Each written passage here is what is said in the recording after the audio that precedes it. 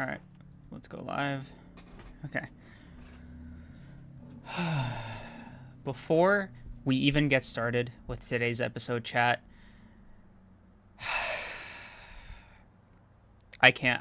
I might cry before getting this out. No, go ahead. You got this, man. It's I know it's a tough time for you, but you can do it. It's not fair. It wasn't supposed to go down like this, BR. It wasn't supposed. The one time he stops being a loser.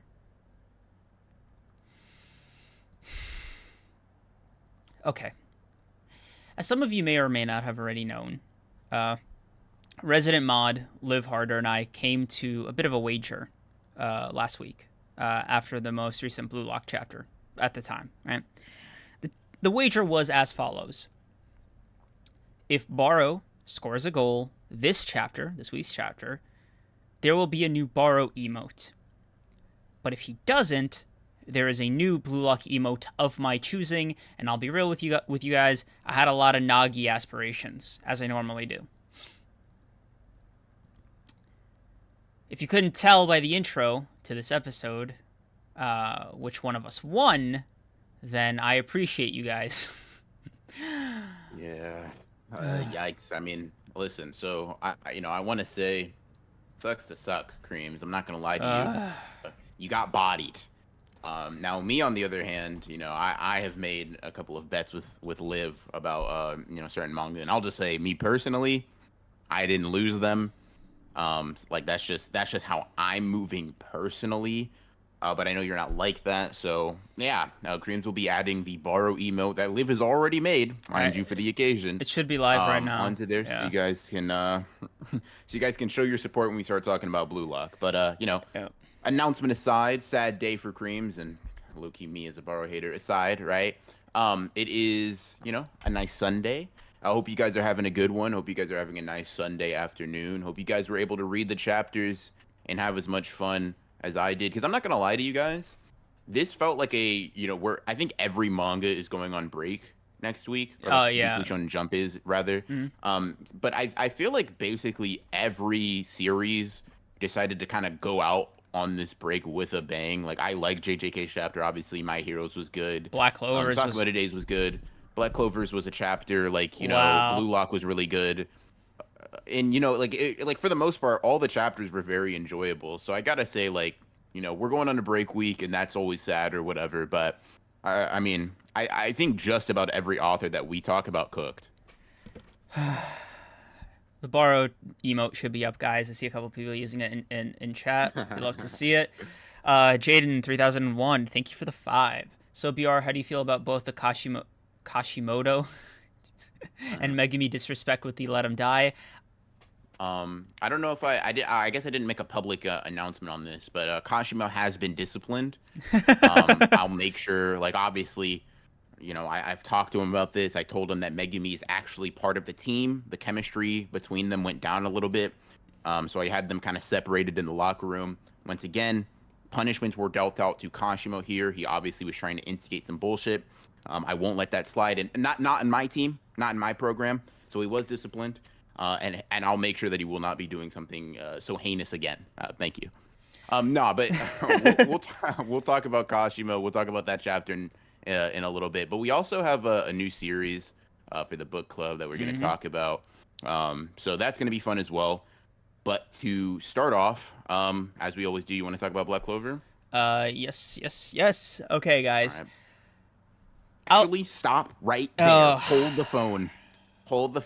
What's going on? We got to talk about another bet that Kreams lost, actually. No. Oh my god. Yeah. So chat, I'm sure you guys saw the poll, right? A very random, very stupid poll that was asking you guys which one is more interesting, aliens or fast food. Now, I, rightfully so, said that aliens were a significantly more interesting concept than fast food, just on a basis level, right? Just at the floor, aliens versus fast food. Now, Kreams said, "What? That's impossible," and basically said I was weird. I was an odd one out. I wasn't in the majority for this opinion, so he decided to put it to a poll, right? Put it to the test, and you guys voted, and he lost.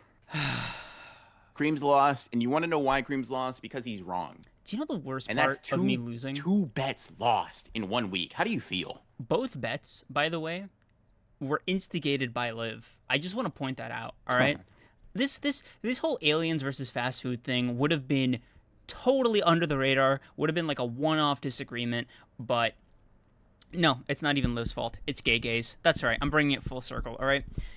Gay has been letting me down recently. All right. He's been going on breaks for his health, and it has led to some stress on this end of the Honored Ones podcast. All right. And so the question was thrown around, oh, what would be a fun topic to discuss on a break week, right? And I've never had this much like antagonism towards an idea I've ever had in my entire life, right? Liv goes, Kreams, did you honestly think fast food was a better idea than aliens? Yes, I did. Yes, I did, chat. And you know what? I'm right. Okay?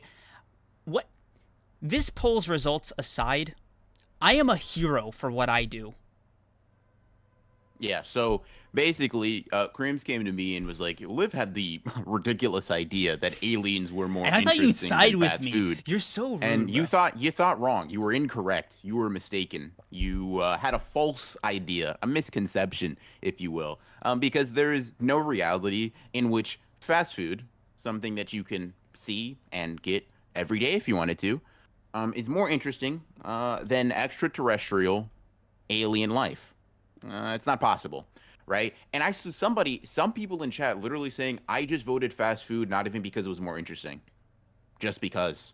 Dude, so it's like chat. people are giving you pity votes. What I don't people appreciate, are just throwing fast food votes just cause. Hold on, what I don't appreciate, and I've been waiting a couple of days to bring this up, chat.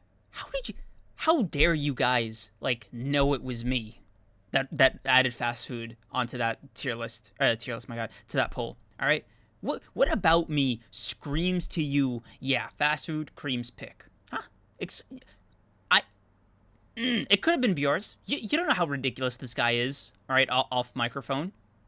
It could have easily been him, but no, y'all just assumed it was me. And chat, like I appreciate that. At least on the whole, you guys knew what I stand for. You know what I mean? Like you knew that I would listen. You may think little of me in some of my agendas, right? But you didn't think I was Kreams level stupid, and I appreciate that. So thank you guys. You know, round of applause to you guys. We can throw tomatoes at Kreams after stream. But yeah, I mean, 2 L's, both instigated by Liv in 1 week. I mean, that's just gotta seems like the man. real winner here is Liv. Yeah, I mean, I really would not want to be you today, but you are anyways. So, you know, you got to hold that, unfortunately. But yeah, anyways, speaking of L's, let's talk about Black Clover. Yeah. Sorry. I had to get the slander off my chest. But yeah, what do you think about the chapter? Last little note on that poll. I am still surprised, like seriously enough, how close it was for a while. It was within like 8% of each other throughout the entire time, and I think it only recently hit that like above 10% difference. So the fact is, there are at least a silent majority of you that see the vision. That's all I want to say. Can't be a silent majority if they were not the majority. Unfortunately, that's not how that term works. I speak for the streets on all matters of the heart. Confirmation in chat that some people were not even voting on fast food because they thought it was more interesting. Just pity votes. So, unfortunately for you, doesn't say what you think it does. But yes, I think we have 2 super chats, right? So let's get to those. Glow, thank you for the 5. Nagumo Sakamoto days. Is the Sakamoto days ever? Yes. Thank you for the 5. Let's see. And Satchel Harding, thank you for the 5 as well. You guys, how do you think a fight between a mana zone user and domain expansion would go down? I mean, let me just be real with you guys for a second, right? Basically, any Black Clover character that can use mana zone is most likely gonna body any character who can use your average AJK character who can use a domain expansion. Not because the ability is necessarily better, but because Black Clover characters scale higher. I mean, I guess Gojo would like be an exception. Maybe right? Sukuna, like if you got caught. Yeah, if you got caught in like Infinite Void or something, like maybe Higuruma, like very, very few examples, right? But for the most part, Mana Zone users would win because they'd win outside of a Mana Zone or domain expansion. Yeah. You know what I mean? It feels weird to say this, but like the scaling ceiling for Black Clover compared to JJK is like night and day. Yeah. It is crazy how strong some Black Clover characters are. Like, Mhm. oh, isn't Vanessa's ability to like change fate like directly? Yeah. Like, what are I we mean, doing? Black Clover characters are definitely significantly more busted.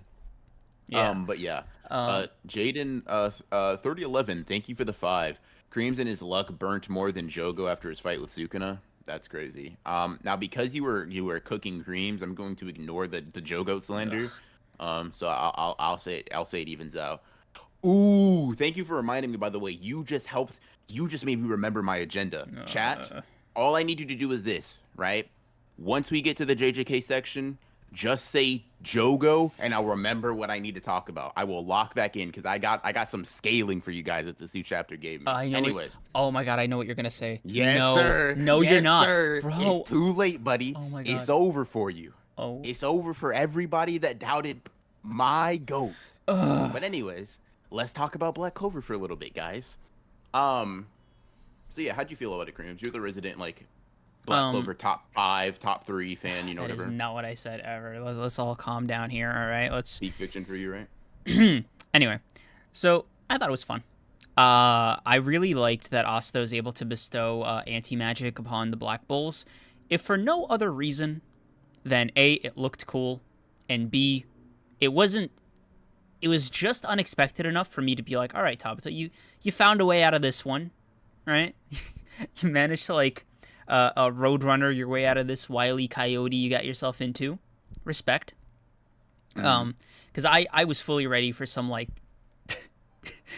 imagine friendship will heal these wounds. Hey, bro, that's what happened. Uh, Look, That's what you just witnessed. I don't know about all that, but hey, Hey, bro, what they, is anti-magic if not the friends we made along the way? I will say I really liked seeing the Black Bulls anti-magicified, so I thought that was cool. Yeah. Tabata think he Kishimoto for real. No, that's crazy. That's crazy. I will say this definitely was a chapter. You know what I mean? Pretty short. I Damn, think it dude. was like The Black 13 Clover pages, two of them being slander. like spreads. Um, Yo, oh chat. Jesus, it's a dirty One Piece fan. Anyways, sorry, Ugh. I got distracted. Yeah, but this chapter was, I guess, fine. I won't say that like Asta being able to share anti-magic doesn't make sense. I simply put have not enough knowledge to say that. From my understanding, I thought it would cancel out their magic, but like, I mean, if it works, It worked, whatever. I guess so.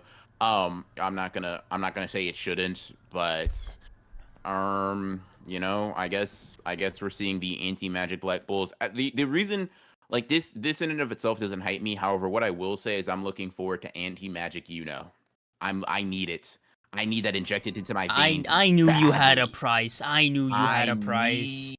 I like. Listen, I don't care about this. I don't care. Listen, anti-magic Yami might also make me just kind of like lose my mind. But here's the Dude. thing: when Yuno gets up, and he's got 4 different magic types combined with anti-magic, I know 4.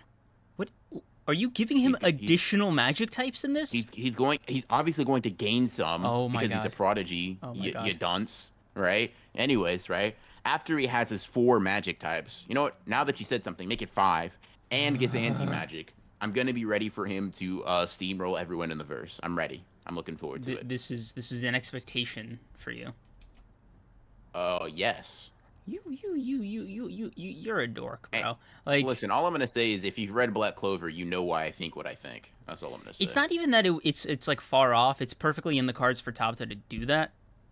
Mhm. But still, man, you should at least fake it. No. I won't do that. I shan't.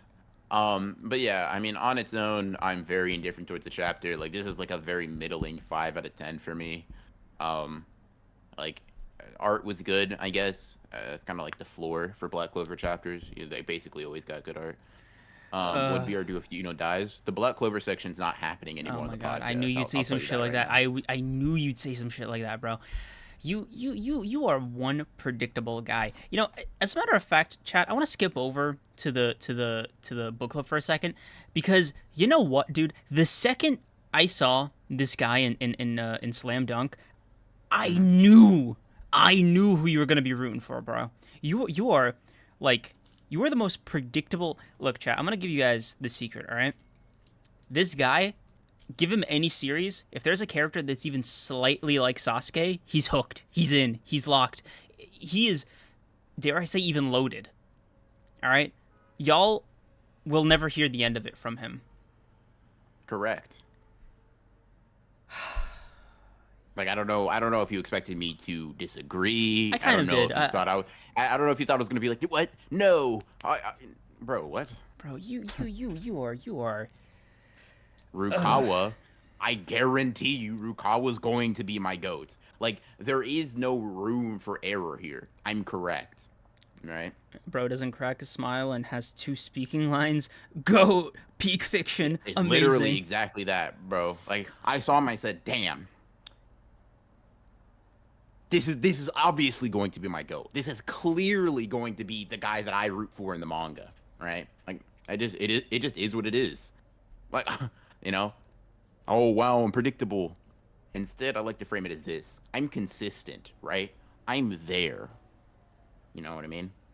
You can rely on me to do what I do, and that's all I'm saying. Now to clarify, right? Someone asked, like, do I like Megumi because he reminds me of Sasuke? It's not so much that, right? The way I would clarify it is this. I don't like these characters because I like Sasuke. I like Sasuke. Okay, so, like, I like a particular set of character traits and tropes primarily, right? Sasuke happens to be the best version of that in anime and manga as far as I'm concerned, right? So I like Sasuke, and I also like characters that are similar to Sasuke because I like the collection of traits that make up Sasuke. Does that make sense? Like, it's not that I like them because I like Sasuke. I like Sasuke because I like the more, like, quiet or edgier type or blah, blah, blah, whatever amalgamation of traits you think make it up his character, right? That is what I like. Sasuke falls underneath that, and then other characters fall underneath that as well. That's it. So it's a real kind of chicken egg scenario with you, huh? Yeah, I mean, like, and there can be minor deviations from it. Like, for example, I really like Killua, right? But he's not. He fits a very large portion of the things that, like, hit the, I guess we want to call it, Sasuke button, right? It's why, like, because chat. I'm gonna actually expose Kreams real quick here, right? Oh no. So he thought that I should like Bakugo particularly, because I like Sasuke as a character. That is not what I said. Right there. Let me grab the screenshots. And that right there is a fundamental misunderstanding, of because the only similarity is Deuteragonists, right? That's about it. And it's not even just like, that's not why. Bakugo is not at all similar in like core character traits. So, he doesn't, it's not that Bakugo's a bad character, he just doesn't apply to that same bias. All I said, it was a question. It wasn't, like, it was a question based off of a very, very reasonable assumption, which was, hey, you seem to like the Deuteragonists of all these series, and they all kind of happen to be in the same boat, right?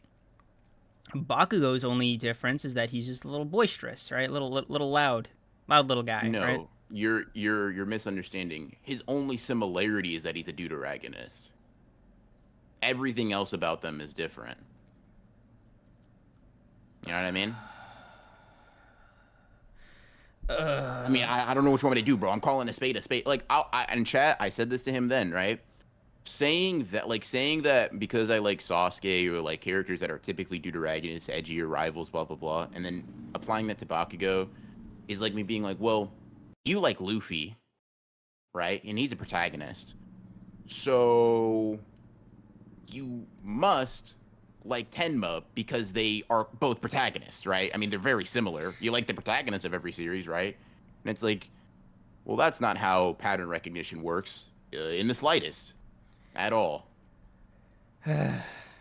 And no, Todoroki isn't my goat. Deku's actually my favorite character. My Hero doesn't do a particularly good job of like.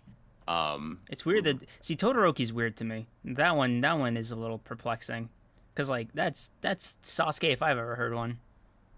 But here's the thing, like once again, it's about execution though. Like for example, right? You know, obviously I hype up Yuno a lot, but I hype up Yuno because of the series he's in. If you put Yuno in like JJK, he's probably getting like a joking praise from here and there, but he is a standout Black Clover character, right? More than a standout character, period. My Hero has like several good characters. And Todoroki's cool, Bakugo's cool, but neither of them apply to that specific how did I say, like, niche very well. They're fine, but they're not doing it good enough to like garner that favor from me, you know what I mean? Like Killua's just a solid, I mean, he's just better than every character in Hunter x Hunter. Megumi? I mean, besides Sasuke, Hisoka, but yeah. Like let's cook. What'd you say? You said your favorite character is Hisoka? And you like really relate? No. I never said that second half. Never said that second half. Right? Whoa. I just thought I heard that. Sorry. Yeah, I that's a little out of pocket, but you know, we keep it pushing. I forgive you. Okay. Look, man. All I'm saying is, it's nice to get some clarification on your finer tastes. Finer referring to being more precise, not a qualitative judgment. Just throwing that out there. Yeah. Sure. But yeah, okay. Now you guys have like a better sense of this guy, which wasn't Sleeping Danger asking a very pressing question, by the way. Thank you for the 14. What if Bakugo had a sword? He would objectively be cooler. Now, would he be my GOAT? Not necessarily. It depends on how good Horikoshi is at making Bakugo a cool swordsman, right? However, if Bakugo is, let's say he scores like a 70 on the test, right? The sword would bump him up to an 85. You know what I mean? Like, and if he was a 10, it would just bump him up to like 25. You know what I mean? It amps, right? But it can only help so much. So right? Where is Deku succeeding that Bakugo and Todoroki are failing? So this is where the extra dimensionality to like who I am as a human, right? I like other characters outside of Sasuke archetypes, right? So like just because that's my typical like preference doesn't mean that is the only type of thing that I like. I tend to think those types of characters are the best. However, there are exceptions to that, right? Some series don't have that. Some series have better versions of different characters. Deku to me is just like more compelling and more interesting than Bakugo and Todoroki. Not because his trope is necessarily better, but because I think Horikoshi just made Deku more interesting to me than he made Todoroki and Bakugo. Bakugo is extremely like, it's not that he's a bad character, but he's a grating one, right? He doesn't like, I don't like him. And Todoroki just gets outshined to me by Endeavor in his own storyline. And that's not to say he doesn't have relevance. It's just like when I'm thinking about like the Todoroki like story, right? Todoroki is obviously, you know, a pretty big part, but Endeavor is more of my go-to in that department than him. And Deku just kind of is just a cool character. I think he has a lot of failings in terms of his writing, but I will say he is much more interesting to me than like Bakugo or Todoroki. That's so fascinating, man. Yeah. Look at you being a three-dimensional human being. BR, do you like Zuko? Yeah, he's my favorite Avatar character. Let's go. Like, finally, bro. Like, that's what I'm saying. Like, come on now. And Zuko, and that's what I mean. Like, Zuko, here's the thing. Zuko has a set of traits that I like, but he's also just foundationally well written to me. You know what I mean? Chrollo clears Killua in every way. The only argument you would have for Chrollo clearing Killua as a character is his identity crisis, though. So like, I trust me, bro. I've heard the non-existent arguments about like, oh, Chrollo doesn't know who he is, and that's so deep and profound. And like, if that's what you like, that's what you like. No judgment here, except there's like totally a bunch. Yeah, of I was gonna say that was not like, a neutral. I mean, tone. You're wrong. You can have that opinion, but Killua better. Like, I don't know what to tell you. What about Kurapika? Kurapika's cool. Damn, bro, you sound a little choked up when you said that. No, he's cool. Yeah, I mean, If You know what I anybody's mean? Sasuke, it's Kurapika. Let's just call a spade here. Like, uh, the clan of his being wiped out, the And once eyes. again, this is where you get caught up, right? I mean, cool, that's fine. He's a similarity to him. I don't mean I gotta like him more. Killua just cooler character. He Mm-mm. comes off more badass to me. He's more compelling. I think his story's more interesting, at least where we are right now. Saying Corolla isn't top 5 is a take I would have, and I would extend it to saying he's not top 10. Just to do you one better. But yeah, no, I agree. Mm. Is Aki your favorite Chainsaw Man character? No, unfortunately not. I was gonna ask about Aki. Yeah. Denji is, but Aki would probably be a close second. But yeah. That one seems like the most shocking because Aki is well written enough for me to be like, yeah, no, this is just Ronin bait, like straight up. I agree, right? But I think Denji steals the show a little bit, and not to spoil, right? But Denji, obviously, as the protagonist, is just relevant for longer than Aki is. You know what I mean? Right. Yeah. Aki doesn't get the benefit of being, as much of a focus. And yeah, like Kurapika bringing a shovel to a fight, dope. But I never seen him like rip a dude's heart out with his bare hands and then put it on the floor. Like, I mean, I don't know. I mean, like Killua just built like that. For what it's worth, he crushed Uvigin's heart. We don't even need to get about. I'm gonna just leave this right now, bro. If you ask me, bro, which thing is crazier, crushing a heart or pulling it out of someone's chest and then blowing? No, bro. Killua better, and he did that pre-Nen. To get out of my face. Look, get bro. out of my face. Also, Killua pushes the lightning button. Yeah, I mean, Killua's my second favorite character, so like, I'm not gonna like argue with you. Yeah, fair enough. Is y'all top 10 in Hunter x Hunter? Yeah, you asking a lot right now. I'm not gonna lie to you. I can give you somebody else's top 5 that just happens to be similar to mine, unless the streets agree, in which case it was mine. So number 1, Hisoka. Number 2, Killua. Number 3. Oh, you're gonna hate me, bro. Leorio. I know he's barely there. I know all the jokes, right? It just he scratches an itch for me. He's a cool guy. He's funny. I relate to him on a couple of levels. I just love me some Leorio. No, Leorio is very Kreams core. Like, I would be surprised if he wasn't in your top 5. Number 4, probably Gon. And number 5 is Bisky. That one was unexpected because Bisky kind of sucks. Sucks is crazy. Yeah. But Bisky is just not cool to me. Bisky don't. It's like you see that meme where it's like, what does he even do? That's how I feel about Bisky. She literally taught them Nen. What are you talking about? No, she didn't, bro. I'm gonna tell you that right now. She kind of helped him improve a little bit, but like, come on now. Yeah, I don't think I know my top 5. It's like Killua, Gon's probably in there, and that's about it. Miriam, I guess, is like an obvious choice. I wouldn't say Hisoka, but like I think everybody that has Hisoka very high up in their list should be put into prison. So we don't. Not me. That's somebody else's list. I don't know what you're talking about. Oh, for sure. Yeah, right. Anyways, that was a lot of rambling. Let me read these super chats real quick, and maybe we can get on track to my hero.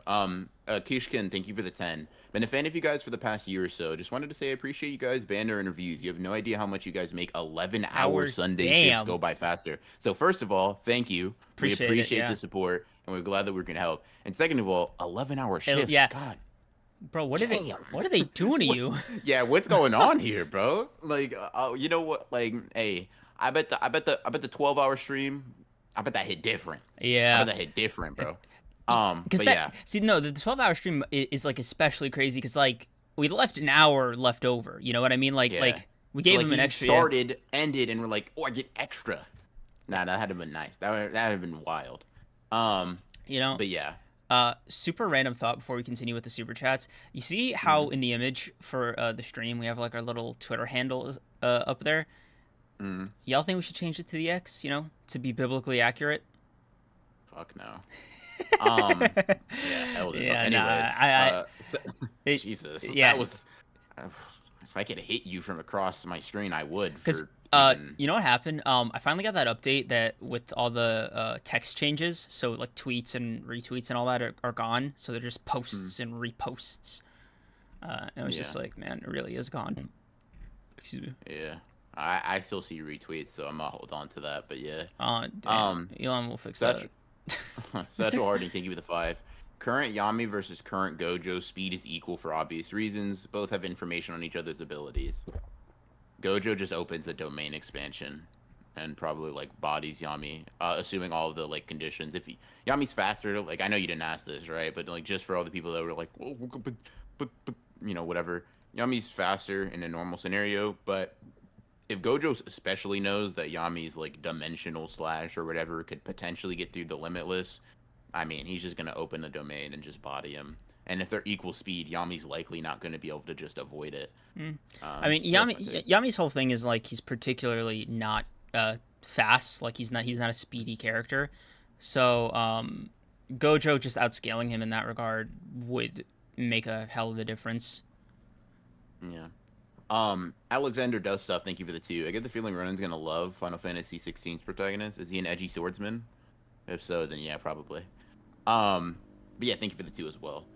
Let's see. Hollow Fight Tenses and Getsu, thank you for the 2. BR and Kreams, have you caught up on Thousand Year Blood War? I Yes. I didn't watch the latest Oh, the episode. It's a anime? Renji one. I'm gonna Oh skip no. it. Yeah. I'm gonna just go to the next one. I'm not interested in Renji. Look, Nah, that's a joke, but yeah. I'll be honest. I haven't seen the latest one yet though. I haven't really started it. I'll be honest with you, chat. I'm in no rush with Bleach. I'm a little bummed out about Shinji's Bankai reveal being underwhelming. Mm. Especially because like that's an added scene and all that. But for me, I think this season might go harder on a binge because it's mostly fights. So I think doing it like I read it in the manga where it's just like consecutive, like back to back to back to back, would probably be a lot better for me. And speaking on like a meta textual like analysis of Bleach, I thought it would get a lot more press than it is. And I can't help but feeling that this is in no small part related to JJK's anime being as big as it is, or like hitting the chord that it's hitting, because I am not seeing anyone talk about Bleach. I don't know about you. I mean, I don't know. It's kind of tough to gauge. Like, I think Bleach does get a pretty decent amount of attention and stuff like that, but I would imagine you and I are both much more locked into the JJK community, than we are the Bleach one. But like, I see a decent amount of people talk about like Bleach episode releases, because I got quite a few homies that are really into it. They're not like Kreams, like Bleach haters and all that stuff. Oh my god. I think it's kind of hard to say. The Thousand Year Blood War adaptation is like pretty good, but it's not. It's weird. It's not like bad at all, and it's not bad enough to the point where it gets like that negative attention. But I think when you're stacking up to like, rare One Piece praise moment, guys. So clip this if you ever want to, if you want to use this against me. It's not so good as to like where its animation is like, oh, like you have to, even if you don't rock with it, right? You're like, oh, I have to like just at least look like One Piece or JJK is being. So it kind of just sits in like it is a solid anime for like established fans, and that's kind of the vibe I get from it. But yeah, I mean I kind of agree. I think that also maybe part of it maybe like it's locked to Disney Plus, right? Oh yeah, yeah. So I keep think forgetting that. Yeah, I think that probably really did fuck over a lot of its potential reach. But yeah, let's see. Um, Sleeping Nature, thank you for the 14. BR Renji is your Nanami for Bleach. I'm gonna be real with you. If you disrespect Nanami like that in my presence again, I'm gonna ban you. Cause like,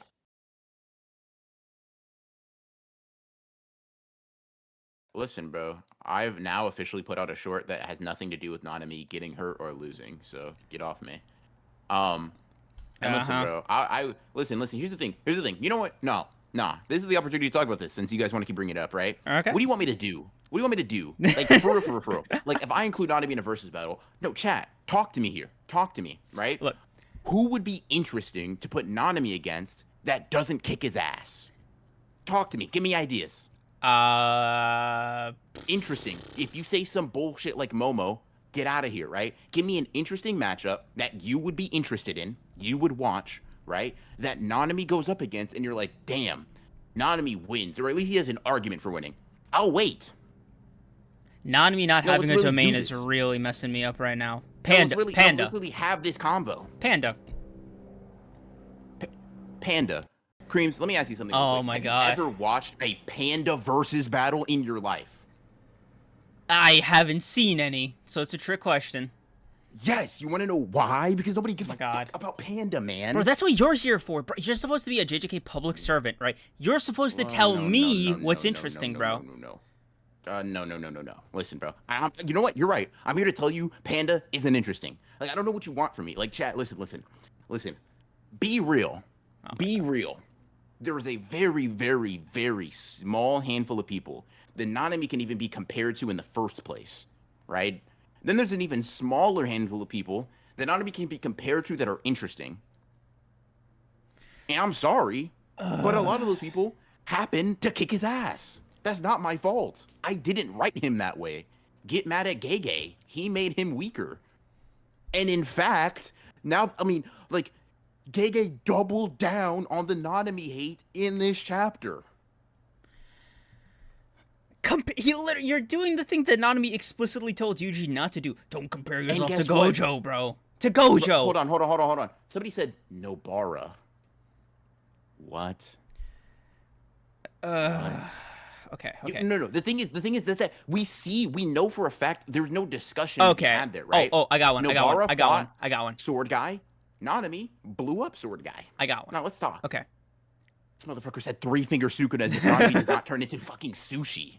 Okay. What are we doing? All right, you ready? Yeah, go ahead. Chozo. Chozo literally blitzes, and blitzes is crazy. He one shot. Listen. How can I put this in a way that you guys will understand? Chozo puts Nanami in a pack. Chozo might not take any damage. Neither of them have domains. The flowing red scale thing might make their physical stats roughly equal if you want to really boost Nanami's striking power with his technique. Nanami has more experience, or I guess he's more predisposed to hitting a black flash. So there's some things there. There's some conversation to be had. Let me destroy that in a second, right? Okay. So you know, like piercing blood is like too fast for Yuji to dodge consistently. Okay. And you know, like Yuji was like relative to Nanami in terms of ability in like the second arc of the series. And you know how he got like stronger several times in the Goodwill arc alone, and then Choso bodied him. And you know how like Nanami just doesn't scale to any of that. I mean, if you take Choso Ino says at his convergence, piercing blood, and then he just dies. He just passes away. I'm sorry. I don't. Dude. If you guys want me, listen. If you guys, I will make a Nanami versus Choso video right after this stream if you guys ask me to. Right? If that's what you really want to see, I'll make it. But I'm gonna tell you guys this for free. There's not gonna be a fun outcome for Nanami fans, bro. Someone said Nanami versus Toji. Okay. Oh. Okay. Oh my god. All right. Hold on. Were there other super chats? Okay, there were. Okay. Yeah. Okay. Xenolith, thank you for the 5. BR, what are your thoughts on Act 3 and Villain Hunt and the lack of introspection to Deku's thoughts? Also love the streams. Keep it up. That's actually one of my biggest problems. Hot take, and I won't go too far into it because I can really spiral here. I think Deku should be written in a way like kind of like a comic book character more than a traditional manga character, where he just monologues a lot. Like, I think he should be like, you know, like Spider-Man, with comics. You know, like Spider-Man just be thinking, constantly talking to himself, right? Yeah. In like speech boxes as he's like swinging. I desperately needed that for the Villain Hunt arc. Yeah. Every chapter I was begging and praying Horikoshi to do that, because to me, Deku is the type of like character that rambles and like is very introspective in that capacity and would work well for that style of writing. And it would have been cool with the comic aesthetic that like Horikoshi kind of leans into at times. So I think that's his biggest weakness. I've actually made it. Don't go watch that video, by the way. It's old as hell, but I did make a video on it like a while ago about that being kind of like Deku's biggest problem, like how he doesn't live up to what I find to be extremely high levels of potential because Horikoshi doesn't explore him as much. Like I'll say this, right? And this may get me shot a little bit.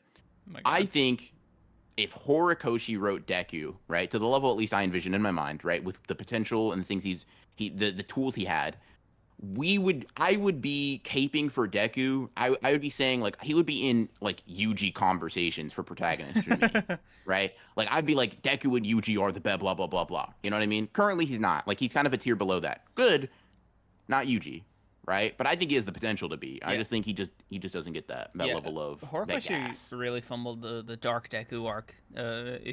It's crazy because like there was so much potential for kind of an extended like you said, monologue for him to see where his head was at, especially after that month of like leaving UA, being on his own without All Might even. And honestly, with the only other people, if you want to call them that, to talk to being his own vestiges, like there was definitely a lot of material for Deku to just really spiral, or I guess show you how far, or I guess how simultaneously how far how far he has become in power, and how insane he has gotten, or like how much worse he has gotten mentally.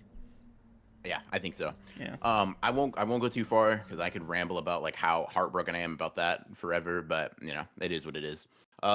Johnny Star, thank you for the vibe. Thank you, Jonathan.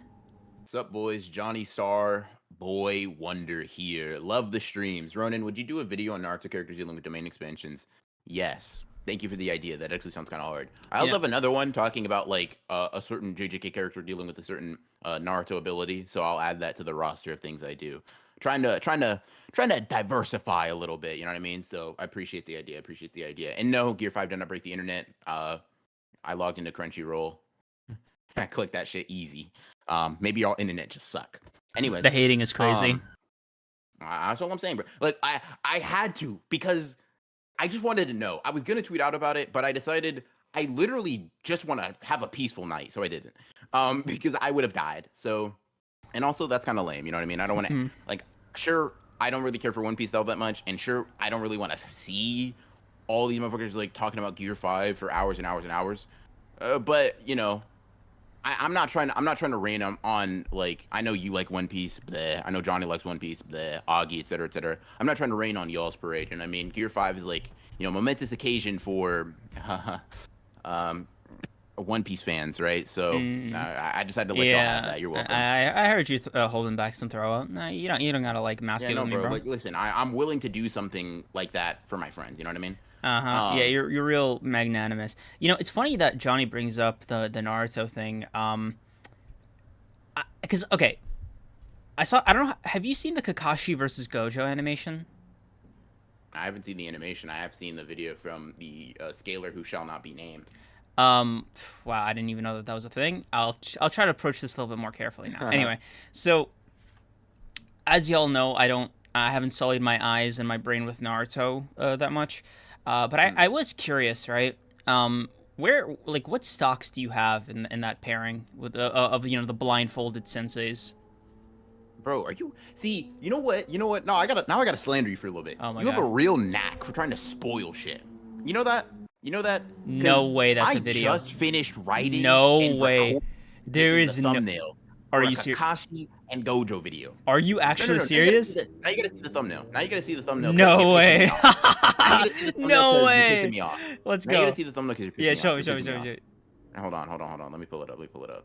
Because that's crazy timing. The thing is, you do this often. Accidentally.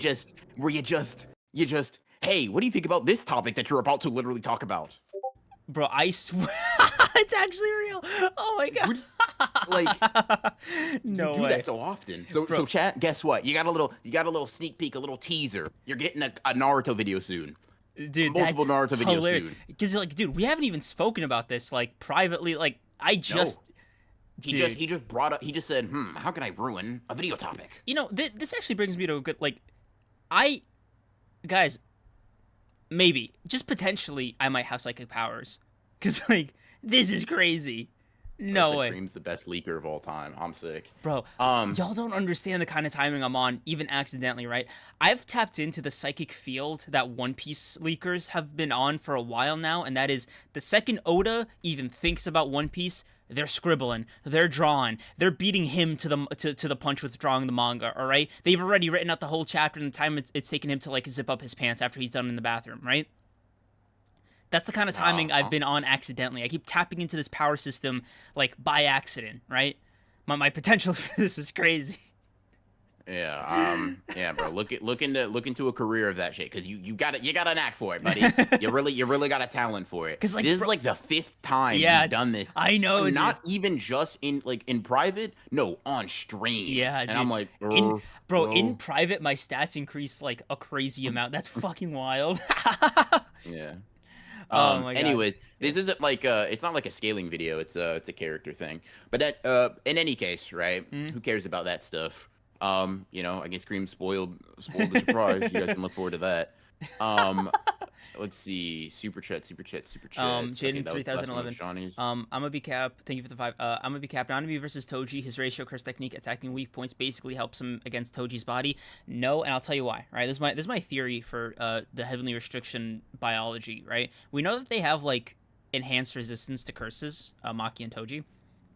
And so for me, I've always taken that resistance. I don't know about you, right? But to me, it's always been like all attacks that hit Toji and Maki are decreased by like 1 level when they hit them, right?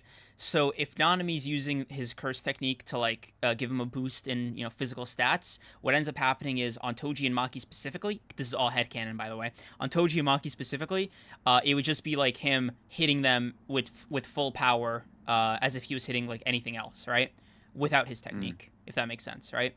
So ratio plus normal NANAMI attack on Toji and Maki equals normal attack on anyone else, right? Rough scaling. I mean, I'm gonna be real with you, right? You don't even have to jump through those hoops. NANAMI could ratio, use the technique successfully, hit their weak point, and not do shit. That too. Yeah, I mean, there's like, many considerations, yeah. Because like, I'm gonna be real, right? He did it on Dagon, right? And Dagon didn't get hurt. Like we see it, and he's fine. And we know how Toji versus Dagon goes. So I'll just leave you guys with that information. Maybe he could like give Toji like a massage using ratio technique, but not much more than that. Yeah. Any other super chats? Let's see. I think there's another one from Jaden 3001 or 11. My God. Thank you for the 5. I'm gonna say you had the perfect opportunity to do the couch meme with this live stream's thumbnail of 6 Gojos and 1 Sukuna. I don't know how to respond to this. You simply say thank you for your money and you move on. Okay. Come on, bro. Be professional. I was just gonna forward that to you or Liv. I was gonna tag you guys in. Interesting. Yeah. Yeah. Oh, how if I tenses on Getsu? Thank you for being a 1-month member. Appreciate it, and enjoy your new little badge with the little blue glow to it. Kreams, how can you not believe that Reishi and Ryatsu is good. Reishi and Ryatsu is good, but Devil Fruits and then Gear 5, what's the difference between them? Okay. Wait, so, do you not think Ryatsu is good? No, okay, so what happened was, it was a comment on the last episode, right? Okay. So somebody said that Tekken 101 said, so keep in mind, a lot of telephone playing here, right? So just keep that in mind. Someone said that he said, gotcha. Right? That the Blade is Me was not foreshadowed and a bit of an ass pull, right? But Gear 5 is not. And I don't know the particularities of Tekken 101 statement. I haven't seen it for myself, so I'm just gonna that wasn't even the main point for me, but I just wanted to like throw that out there, right? I said, look, foreshadowing for these power-ups is not necessary, and it's dependent on every series. For The Blade is Me, I think foreshadowing was it was foreshadowed, for whatever that's worth. Like I think the entire series foreshadowed that. So that's number 1. Number 2, Gear 5 was also foreshadowed. Number 3, I don't think it necessarily matters because it doesn't affect the hype. Case in point, I know this might be a bit of a sore spot for you. You remember how like you got into some hot water with the Gear 2 thing? So all I wanted to say was like foreshadowing is not necessary because Gear 2's reveal slapped like crazy. So Landa, Gear 2 literally came out of nowhere and it was fucking hype, right? Like it was great. So I don't think foreshadowing for these reveals is or these new forms is a requirement. But those two are and have. So I don't think it's like issue to begin with. That's just sort of the Yeah. take. So I like, mean, it's not a requirement in the yeah, same way, building up to end or like stakes aren't a requirement. Like, yeah, you can not do it. yeah, It doesn't necessarily mean your series is ruined, but I think there's almost always going to be like if you just take like the control being an unforeshadowed ability, right? And then like the experiment being it with foreshadowing, at least for me, right? I won't speak for anybody else. I'm 100% sure that I'll like it with foreshadowing 10 times more, like every time. mm. Um, But yeah, but yeah, I yeah. mean, to me, that's why Gear 5 is gonna be more iconic than Super Saiyan, as opposed to like anybody saying Gear 2 is gonna do that. You know what I mean? And for But whatever, yeah, and for Gear 5, it depends on what you mean by foreshadowing, right? Like, is it literally what Gear 5 ended up being that was foreshadowed? Maybe not as much, right? But as far as like Luffy having another form, that was certainly foreshadowed. I think it was especially foreshadowed when you learned when you got to like Whole Cake Island, right? I think that's really when Oda kicked it up a notch. But I think it's always sort of been in the background. But keep in mind, Whole Cake Island is like what, chapter 700, 800 in that range. So that's like 200 chapters or damn near before the reveal. So I think that's still plenty of time because that's like 5 years IRL for whatever that's worth. So you're I don't know if you want to scale the time to like. There's a lot of particularities with Gear Fifth's foreshadowing reveal or politics, but I don't want to get into it so much. But I like Gear Five. Loved Gear Five actually. Gear Two was great, and the Blade is Me is fantastic. So that's my statement. yeah, the Blade in me slaps. And saying it's not foreshadowed is like a very silly thing when like Zangetsu just looks like Yuha. Like I mean, how much more? Like Yeah. it's just like one of those things where even if nothing else for it existed, you'd have to look at them and be like, hey, wait a minute, why do you two? Why do you look alike? Yeah, You know what I mean? so I was reading Bleach with my friend, and he literally pointed that out. He was like, "Hey, man, what's up? Why does this guy look a lot like Zangetsu? Just totally organically. He didn't know anything, so I just thought that was like it's not something that you have to like really pry for. You know what I mean? Yeah. Yeah. Um. Hello, that quote is crazy. I don't know. I'm praying that Kareem said that instead of me. But yeah, no, that's crazy if one of us did say that. Um, I will say, Johnny, I love you. But your One Piece fan is showing. Super Saiyan is actually mentioned in the beginning, not in the beginning of the Saiyan saga, but like before like Vegeta and Nappa arrive, like they're talking about it. Sorry, buddy. Bring out more of your like Naruto fan traits, like your intelligence, your foreshadowing ability, your narrative something or other. The Gear 5 hype is rotting your brain. Oh, Nah, but anyways, yeah. I'm pro foreshadowing personally. I'm neutral. Like Yeah. gas is gas, dude. Neutral foreshadowing, no backstories.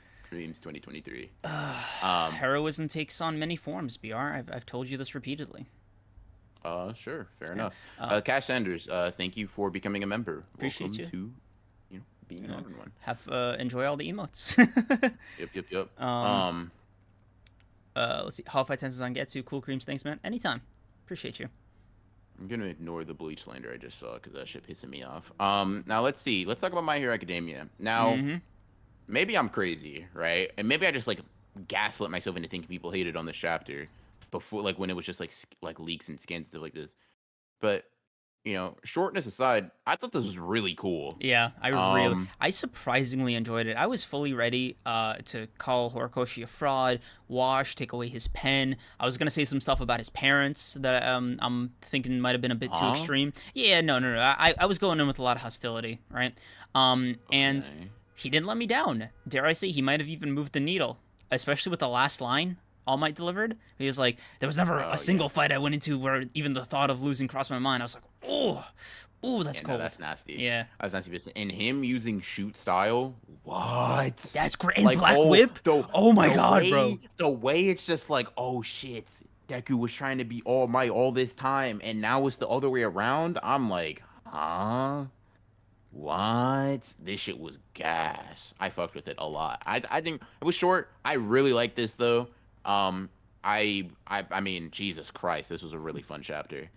Um, Yeah. It I was a nice touch to have the smile go on the helmet of the suit, Real, I think That was yeah, dope. And all for one getting pissed at that. Like, why are you smiling?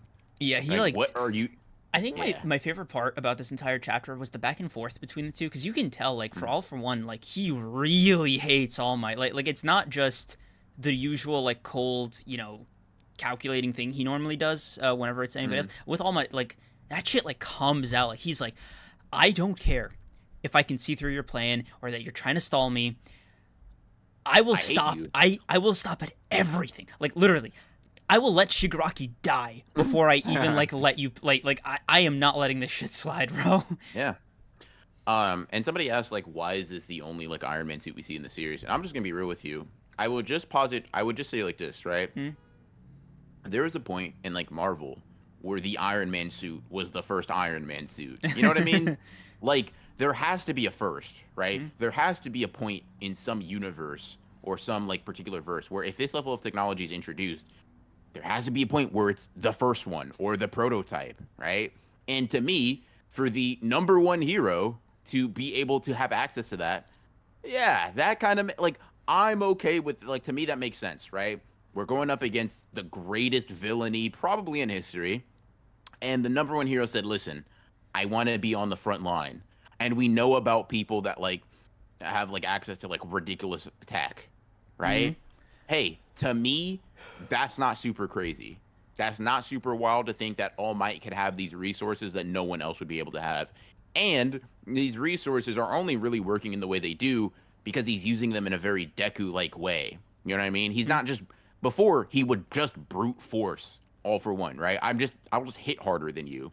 But he's using strategy. He's using these different level of abilities. He's like playing mind games with them. I'm like, oh, this is sick. I'm rocking with it. Hmm? I'm rocking with it. And All Might's like bro, he knows how much All For One hates him too, and he's just playing it up. He does not care. And I like I was like, bro, I remember my feelings when do you remember the United States of Smash, like the first time you saw it or read it?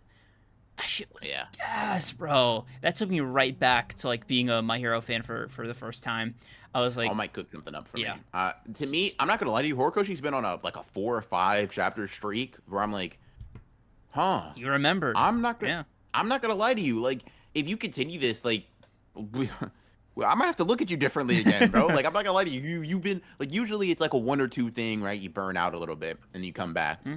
But like, damn, you've been doing it for a little while. You know what I mean? You've Bro, been cooking for a little bit. Like, his Horikoshi, Kohei Horikoshi's Horikoshi. yeah, he's bro, Hello. for some reason Koei like Horikoshi is so exceedingly good at drawing and writing All Might versus All For One. Like it is weird how much he loves drawing these two fight, because like you can argue it's almost peak My Hero every single time they talk to each other. I remember even Yeah, when very good. All Might visited him in prison right after that Hmm. fight, it was like still riveting, man. Yeah, I will say this has definitely been extremely fun. Um, yeah, yeah, Um, you love to see it, bro. Like, yeah. I mean, good chapter. yeah, Like this is like an 8.5 for me. Like same, yeah, I really was hyped up by it. yeah. Um, Um, okay, I cool. guess that leaves what Blue Lock and then Book Club. Yep. All Um, right, okay, all right. so So before I yeah. will slander you for a little bit, but Oh I my need to use god. the bathroom for maximum capacity. So we're talking with chat. I'll be right back. Okay, chat. Let's address the elephant in the room before we really dive into this chapter. Why did I make this bet with Liv to begin with? My thinking going into the previous chapters was Baro, a clown, by the way, loser, not him, whatever you want to say, was going to miss this shot because Isagi, Kaiser, Noel, Snuff, like all these people, all these much more talented people are standing in his way. Specifically his way. He is not a great team player. And if I'm being totally honest, he's also the least technically skilled soccer player. So I had a lot going against Baro. Enough going against Baro where I thought, you know what, let me put my money where my mouth is. And when I was making this bet, dude, I was sure that we were getting a Nagi emote in this chat, all right?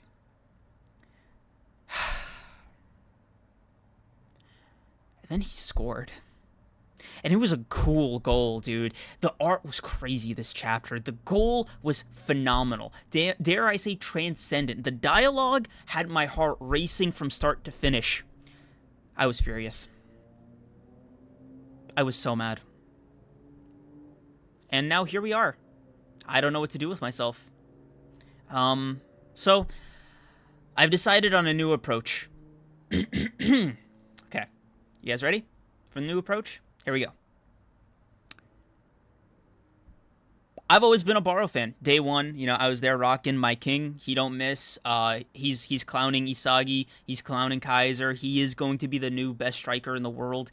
Baro the GOAT, bro. I'll never switch up. You heard me every week on this podcast say Baro, undisputedly the best soccer player, not only in Japan, but in the world, right? He managed to outdo Snuffy and Noel Noah. Might as well take his fraud. Your goat's a fraud. How can you say that about my goat? The goat I've been representing since day one. Your goat's a fraud. Baro. Snuffy's a fraud. Snuffy's a fraud. Yeah, bro. I imagine that must be tough for you because, like, he literally just got mind hacked into being Baro's lackey. What? What? What?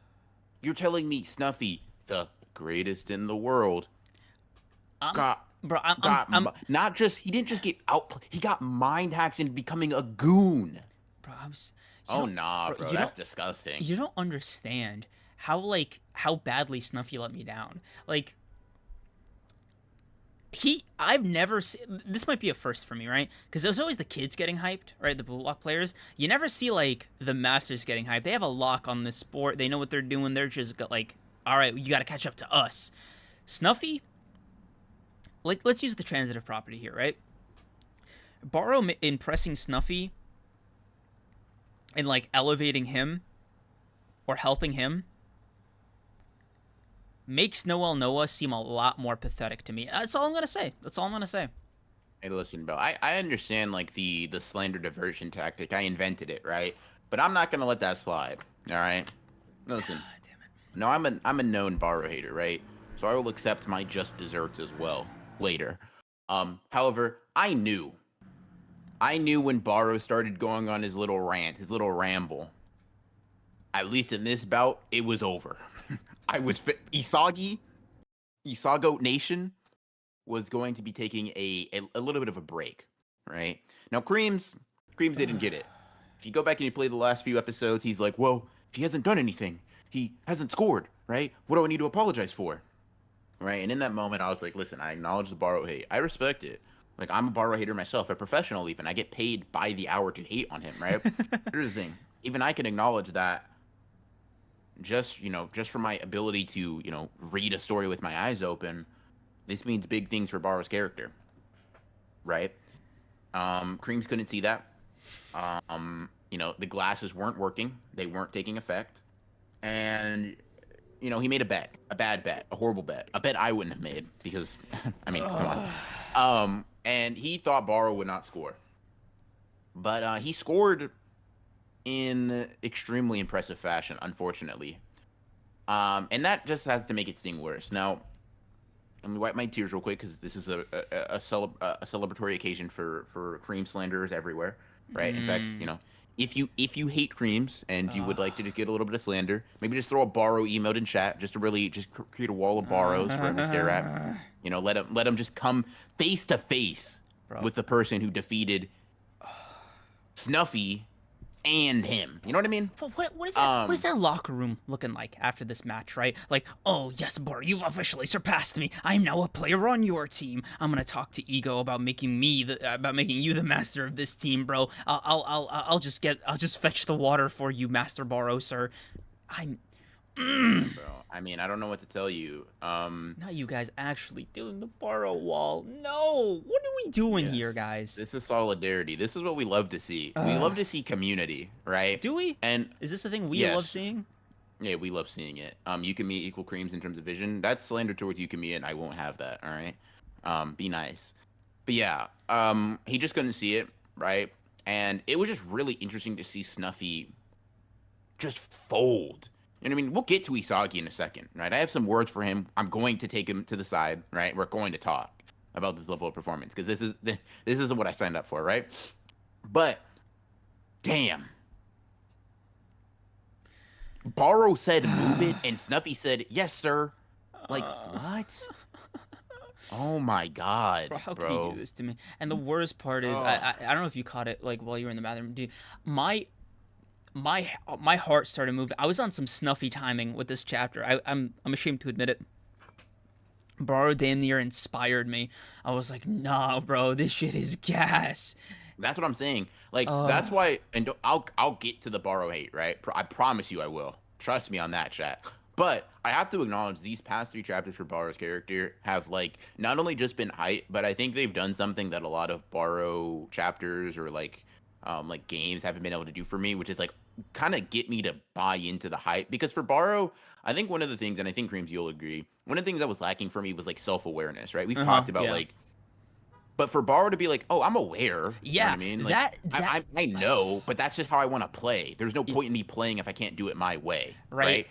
And for me, I was like, yeah, oh, okay, like it weirdly made it better, right? Made sense. Yeah, it made sense because I was like, okay, it's got to be a choice. Had conversations, yeah, long ones. We've had conversations where, like, you or I are talking about like wanting to create content, right, in our own way. Like, there's no point if we can't do it the way we want to, right? Yeah. And I'm like, oh,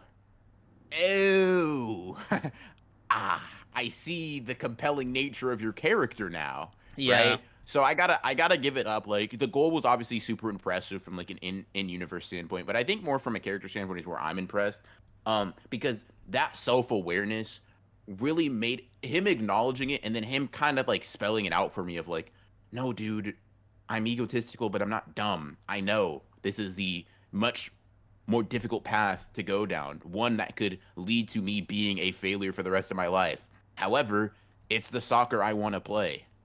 And I was like, unfortunately, I was moved. Yep. I was so mad. I was like, you know that panel of Gojo like on the steps, like just pouting? Yeah.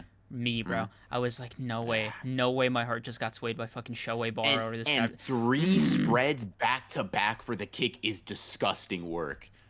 Disgusting, bro. The inverse shit, like the lighting on the actual impact. What? Crazy, dude. What? What are we doing? What here? are we doing? Like, what are we doing? Why are we allowing this? What?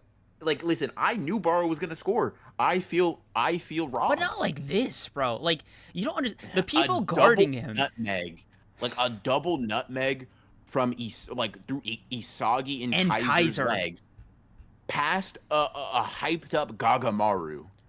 What? Bro, and like, no. Let's not even talk about the fact that like Noah and fucking Snuffy were part of this calculation as well. And this was like, I don't even know if calling it a calculation is doing Barou's technique justice. Instinct, bro. Like, I can't believe I'm gonna say this. Barou might fundamentally like get the sport better than Isagi and Kaiser. Like on a primal level. That's crazy. I will let that just be something you say, and I will just leave that at that. It's not like an unattainable thing. It's just like a difference in tactics, right? For Barou, it could just be a feeling thing instead of like meta vision. You know what I mean? And once again, I'm gonna leave that statement to be yours. So let me ask you. I will simply say, how do you interpret him? How do you interpret him like seeing through it, right? Because like he kind of predicted the future with his tactic. I mean, Barou's been kind of ahead of, like, 2 steps ahead of everybody the last 2 or 3 chapters. I mean, do we not have the Predator Eye explanation? I mean, that's a one-on-one with the goalie. That's like you want to count it. But he has it active the entire sequence. You know what I mean? I don't know if it's like part of Predator Eye is even getting in a position to have that. And to me, it's like, yeah, I think the part where he's like doing the reading is getting past Isagi and Kaiser. But the gamble is having Snuffy, like, you know, move for the sake of his goals. You know what I mean? But it's so crazy. Like, yes, sir, dude. The bootlicking in Snuffy's lips, in his eyes. I mean, yeah, no, like, that was crazy. That was crazy. It's like, bro, get that glow out of your eyes. Bro's glazing. Yeah, he got an ego from glazing. That's actually nuts. Yeah, bro, Ness could never do that. Yeah, no, that's actually wild. It's actually wild. Kaiser playing follow the leader. I'm not gonna lie to you. That was wild. Like, bro, do something. Yeah, He really just followed in Isagi's footsteps. I'm like, what are we doing here? Come yeah. on now. Not Get only original. not only is that like fucking crazy, it really goes to show you how far Isagi and Barou both have come using Kaiser as like the benchmark, because Yeah. like I don't think I've ever seen Kaiser try that hard to make a face like that, let alone Yeah. put his life on the line in this game, dude. It is Yeah. wild how much progress they have made. Yeah. For sure. They definitely improved. That's Yeah. good glaze right there. Crazy. Yeah. So Um I think for me that's like a solid 9 out of 10 chapter. this was probably I don't know, man. It's like the last chapter was a bit more hype, right? Mm. For me personally, this was probably like a 9.5, but I think the 3 chapter sequence of this is like an easy like 10 out of 10, like kind of like series of chapters. This was a really it pains me to say, Isago unfortunately had to take an L here, right? Someone said L Soggy. That hurt my feelings, but Not I'm gonna hold untrue. that. Yeah. Game's tied Yeah. now, which is really funny. Oh wait, what's your score? 9.5 for this chapter. Cool, cool, cool. Game's tied now, so I think either next. I want to give it 2 or 3 more chapters before like saying, because I think that's when the next like definitive goal is going to be made. Yeah. Wait, next chapter? I said next 2 or 3 chapters. Oh hell no. No? Yeah, no. We had this conversation. The game's not over for another like 10, 15. Ugh, bro, you understand like the numbers you're throwing are like, if you were to translate them into volumes, this would be 3 volumes on the single match at that point. Okay. Ugh. Don't okay me. You fucking. Listen, bro, I'm sorry you don't like Blue Luck like that, but me, a real egoist, I'm gonna enjoy the games we're given. Thanks. Anyway, since you're such an egoist, I'm gonna need you to eagerly hold down the fort while I go pee. Chat, if you could all help me bully him when he gets back for that corny ass pun, that'd be very appreciated. Now, Chat, I want to ask you something.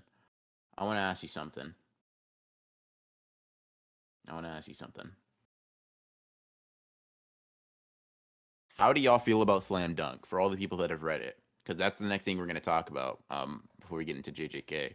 Me and Kreams both read 20 chapters respectively. All right, so we'll be talking about it from there. Anybody who is not who is averse to spoilers, waiting for the movie, et cetera, et cetera, et cetera. I guess you guys can, wait like 10 to 15 minutes maybe for us to finish concluding our Slam Dunk conversations. But for all the people who do think that, or who all have read Slam Dunk rather, I'm curious what your opinions on it are. I'm trying to gauge the takes. Cream's been eating L's all day. Yeah, that's very unfortunate. Very unfortunate. Sakamoto. Oh yeah, I can get in a quick Sakamoto Days review. That chapter was insane. I'm not gonna lie to you. That was, it was an extension of last one, obviously, right? And I'm very sad that we're not going to be seeing the manga for another 2 weeks. But this was a really fun chapter. I really don't know where the story is going. But I am like once again rehooked, not just in the fights and in the characters, but with like actually how the plot is going to shake out. And that's something that like Sakamoto Days does pretty well, but it's like up until this point, I don't think it's been something that that's always been like a strong suit. It's always been solidly done, but I think with yeah, there's just a lot. There's just a lot that's going to be a lot to look forward to, a lot to be confused about moving forward. Um but I'm happy about it. I'm interested in what Suzuki's got cooking for us next in the next 2 weeks. Yeah. A break for a second. Days hurts. Yeah. Oh, snore dunk for real. Dora would never. Damn, that's crazy. Lead part sucks ass so far. It's getting better over time. Listen, I won't tip my hand yet until Kreams is over here and ready to talk. All right. I'm just kind of trying to gauge the general opinions. I think this will be It'll be something, man. It'll be a conversation and a half. I need Izuki and Akao. I don't know how to say your name. I'm not gonna lie. Akao. Anyways, flashback to what happened. I agree as well. Um, I agree as well. Snordak is a crazy slander, like way to phrase it. Yeah. Undead Unluck was also great this week. I gotta like just stop being lazy and tap into Undead Unluck because so many chapters have built up that I'd be in for a very good, fun binge. I put it down a while ago. So I really have no idea what's happening, but I was enjoying myself. I didn't particularly care for like the week by week of Undead Unluck, not because it was bad, but there's a lot of other manga on the plate to think about or like read, so I kind of just was one of the few that were cold. However, it might be time. It's probably been like Jesus, like 50 to 60 chapters since I've read it, so I'd be in for a while. I need to get my chess game up. No, sir. No, thank you. Um, let's see. XTI7 read about 340 chapters of MHA in a couple of weeks. 7 out of 10 all the way through, and then Shigaraki's Dream went to a 10 out of 10 until the arc ended. Thank you, BR, for putting me on the series. I thought it was great. Hey, that's good, man. I'm really happy that you enjoyed it. Should eventually get to Trojan X. I'm in Ishida stan, so I will no matter what. When are you gonna get that Oshinoko read through? I'm not gonna lie to you, the premise doesn't like scream out to me, right? It's something that needs to be read. However, the author made Kaguya-sama, and I might have to pay respect to a goat. I might have to just bite the bullet and try it out, but it's not on my immediate planning thing. At least with work and some of the book club things.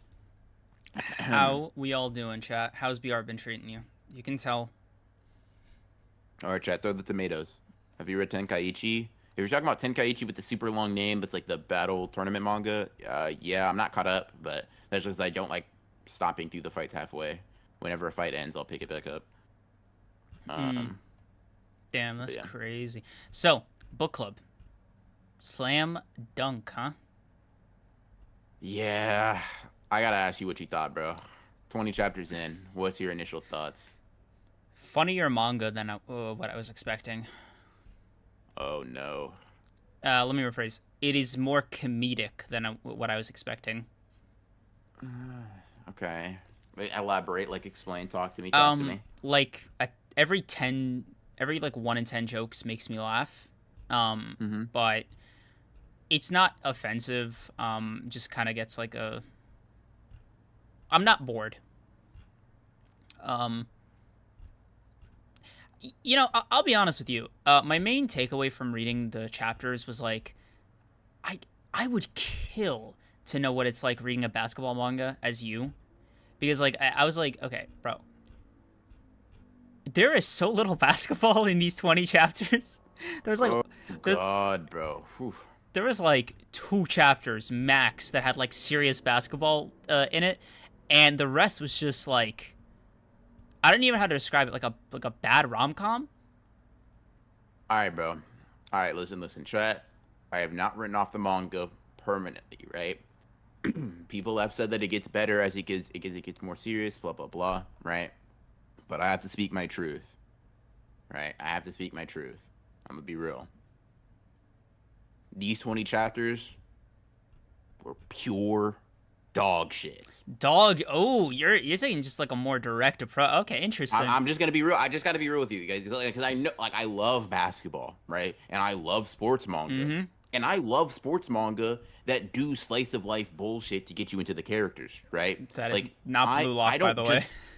Yeah, it's not Blue Lock, but I mean, I love all types of sports manga, right? It's like if it just got into basketball, I'd be probably gassed, right? But I'm also like, bro, I've read like 2 dance sports manga and be like, I'm enthralled, as if I even know anything about dancing, right? So I'm not very picky when it comes to like the vehicle in which the sport or like story for the character is delivered. However, that's so heavy. It's not the slice of life in a vacuum that's ass. It's the fact that Inoue does not know how to be funny right now. like you said, 1 out of 10 every joke is funny. I don't know if it's gotten a smile from me yet. Damn, bro. It is just like, it just isn't funny. It's just, I've said this before. I don't know if I said it on the podcast, but I know I've said it before in some stream, right? One of the worst sins a manga can commit is attempting to be funny and failing continuously, right? It's the reason I like just dropped Hitman Reborn at like 100 chapters in, because it was just trying to be funny. Don't say that number casually, by the way. You just read the manga. I had 400 chapters, read like 25% of it. Also, right, like it's just like this.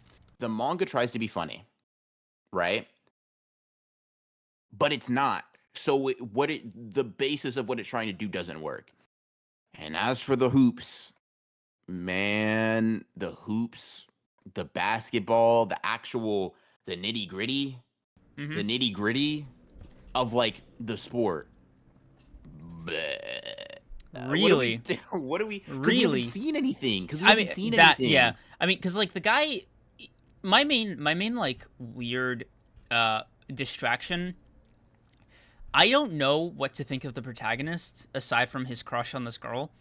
So, for example, him getting into basketball was, like I had to clock that that's what he was doing, because I was like, wait, did they change his mind yet? Like, am I tripping? Like, I reread it just to confirm. He. I don't know what to think, man. Listen. I know what to think. This shit ain't moving me. I don't feel very moved right now. Don't get me wrong. Some manga build up slowly, right? Like even Hajime no Ippo, kinda not as much. Kinda was unfunny in the beginning, right? Kinda had that really like slow and steady thing, but it got into boxing kind of quick. You know what I mean? We got to see the hands. We got to see serious shit kind of quick. But so far, right? It's been 20 chapters of straight jokes that aren't funny. The saving grace is Rukawa. Surprise, right? And, well, I will say this. Let me shoot Slam Dunks and bail. It looks really good. Yeah. This is a really well drawn manga. Yeah. Inoue is an artist and a half. You know what I mean? And we're gonna keep going. Like obviously, this is not like a static, permanent opinion. However, I just haven't gotten to the point, or we haven't gotten to the point rather, where it evolves, where it starts being, because I'm expecting it to take a more serious turn, right? That, or I need Inoue to get a better sense of humor, right? It's just one or the other. I'm not averse to like laughing in manga. Some of my favorite manga are like ones that I think are funny.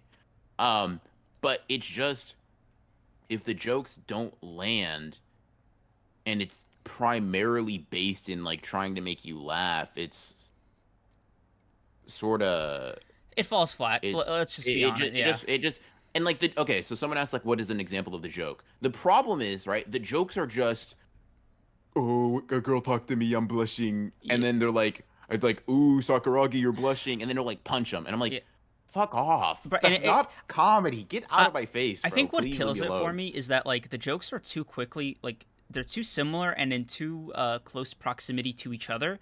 So the same gag will be repeated like 4 times a single chapter in like 3-4 page spans. And there is just not a lot of basketball to offset this. All the team members are like, oh, I don't know them. Yeah, they're I don't know them. You get introduced to 2 other named characters, and you don't even like need to know that they have names that are going to be revealed, because like the fact that they look detailed in any way is the giveaway that they're important. You know what I mean? Like, because he draws them like the same, like real characters. Yeah, there was like one... he draws his real characters like real characters. Yeah. But there was one guy, right? I couldn't get enough of this. Who's supposed to be a teenager. I could have sworn he had a mustache. You know what I'm talking about? Like I could have sworn this guy had a full mustache. Yeah. So like, I know Slam Dunk is very beloved, all right? And I think that's probably going to be for a reason. Don't get me wrong. I don't think people would call Slam Dunk like the best sports manga if it if it didn't have any kick Improvement. to it Yeah. later on, right? I heard Go that ahead. like chapter 50 is when it really picks up. Damn, I got another 30 chapters of this, bro. Oh We have another God. 30 chapters of Yeah, this. but I'm worried about me here, bro. You see, at least what? Listen, bro. That you're having literally an infinitely better experience if any of the jokes land for you. Like Damn. quantifiably an infinitely better experience. Jesus, man. Okay, I will say, like, I don't want to rag on it too much because all of my criticisms amount to like Sakuragi has not become a compelling character yet. Um, I mean, to be fair, no one has, right? Even Rukawa. Rukawa is just aesthetics to me at this point, right? He's got the vibe of a character I feel like I should like. But Rukawa and Sakuragi are, I guess, non-offensive. Well, Sakuragi's gags are not very funny, but it's it's okay. Here's my worry, right? And once again, I'm completely okay with being wrong here, and I'm completely okay with reading manga that take a while to get good. I did it not okay. Let me phrase this properly. Hajime no Ippo doesn't start hitting the gas until later, right? Chapter 50 is probably accurate, but it is good before then. You know what I mean? It is entertaining. It made me want to read that far. It didn't feel like it was a struggle to. And Hajime no Ippo's like 1300 1400 chapters, right?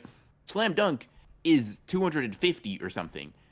50 chapters in, like if I'm 50 chapters in and I'm just like, damn, straight garbage. I only got 200 chapters of gas left. You know what I mean? Like I really, and that may seem like a lot or at least a decent amount, but for a sports manga, at least a lot of sports manga I'm familiar with, that's quite short. Like Blue Lock is almost as long as Slam Dunk, or it's of like somewhat comparable length. Haikyuu is about double the length. Jesus, don't even get me started on Hajime no Ippo. Yeah. Uh, so it's just like I just imagine that the when it gets kicking, it really has to just become a completely different animal. Um, but I don't know, man. It is. Like I it simply needs to do the craziest switch up of all time for people to like. I need to see the justification for the like legendary status that it gets from people. Yeah, because I want to like this. Like I would like to. I would really like to enjoy this. You know what I mean? Uh, But I don't know. yeah, I think for me, like, chat. I'll be honest with you. You kind of locked in with me as far as like trying to know what BR and I think about the series, but because I want to know what he thinks of the series, right? You know, you're like a basketball enjoyer, player, Mhm. whatever, engager with her. Sure. Engage Yes. with her. Yeah, bro, I'm hilarious. So I'm more curious, like once they get into like the serious hoop jumping and such, how you'll feel about it. Oh Jesus. Hoop jumping. Okay. Yeah, dude, I'm already Some of having a blast, bro. the terminology is also low key pissing me off. But I think I just gotta chalk that up to like Translations are. I chalk that up to translations and time. Mm. I just gotta hold that, bro. The Cause like every time a motherfucker is like, oh my god, he hit a slam dunk. dude, My I will admit the commoner's throw did get a good chuckle out of me. Nothing. calling a layup a running shot in the translation I'm reading at least. Ah, My head nah. See, started I'm starting to see spinning. where the enjoyment gap is between us. You're really like, for you, it's egregious when they get a basketball thing wrong, right? But for me, this is like biblically accurate. So I'm just taking it in stride. I have like no frame of reference. Yeah, Liv, I know the manga's name is Slam Dunk. I get it. I understand. Sham Dunk is hilarious, by the way. I want you to know that. But damn, it's just so weird. It just feels so like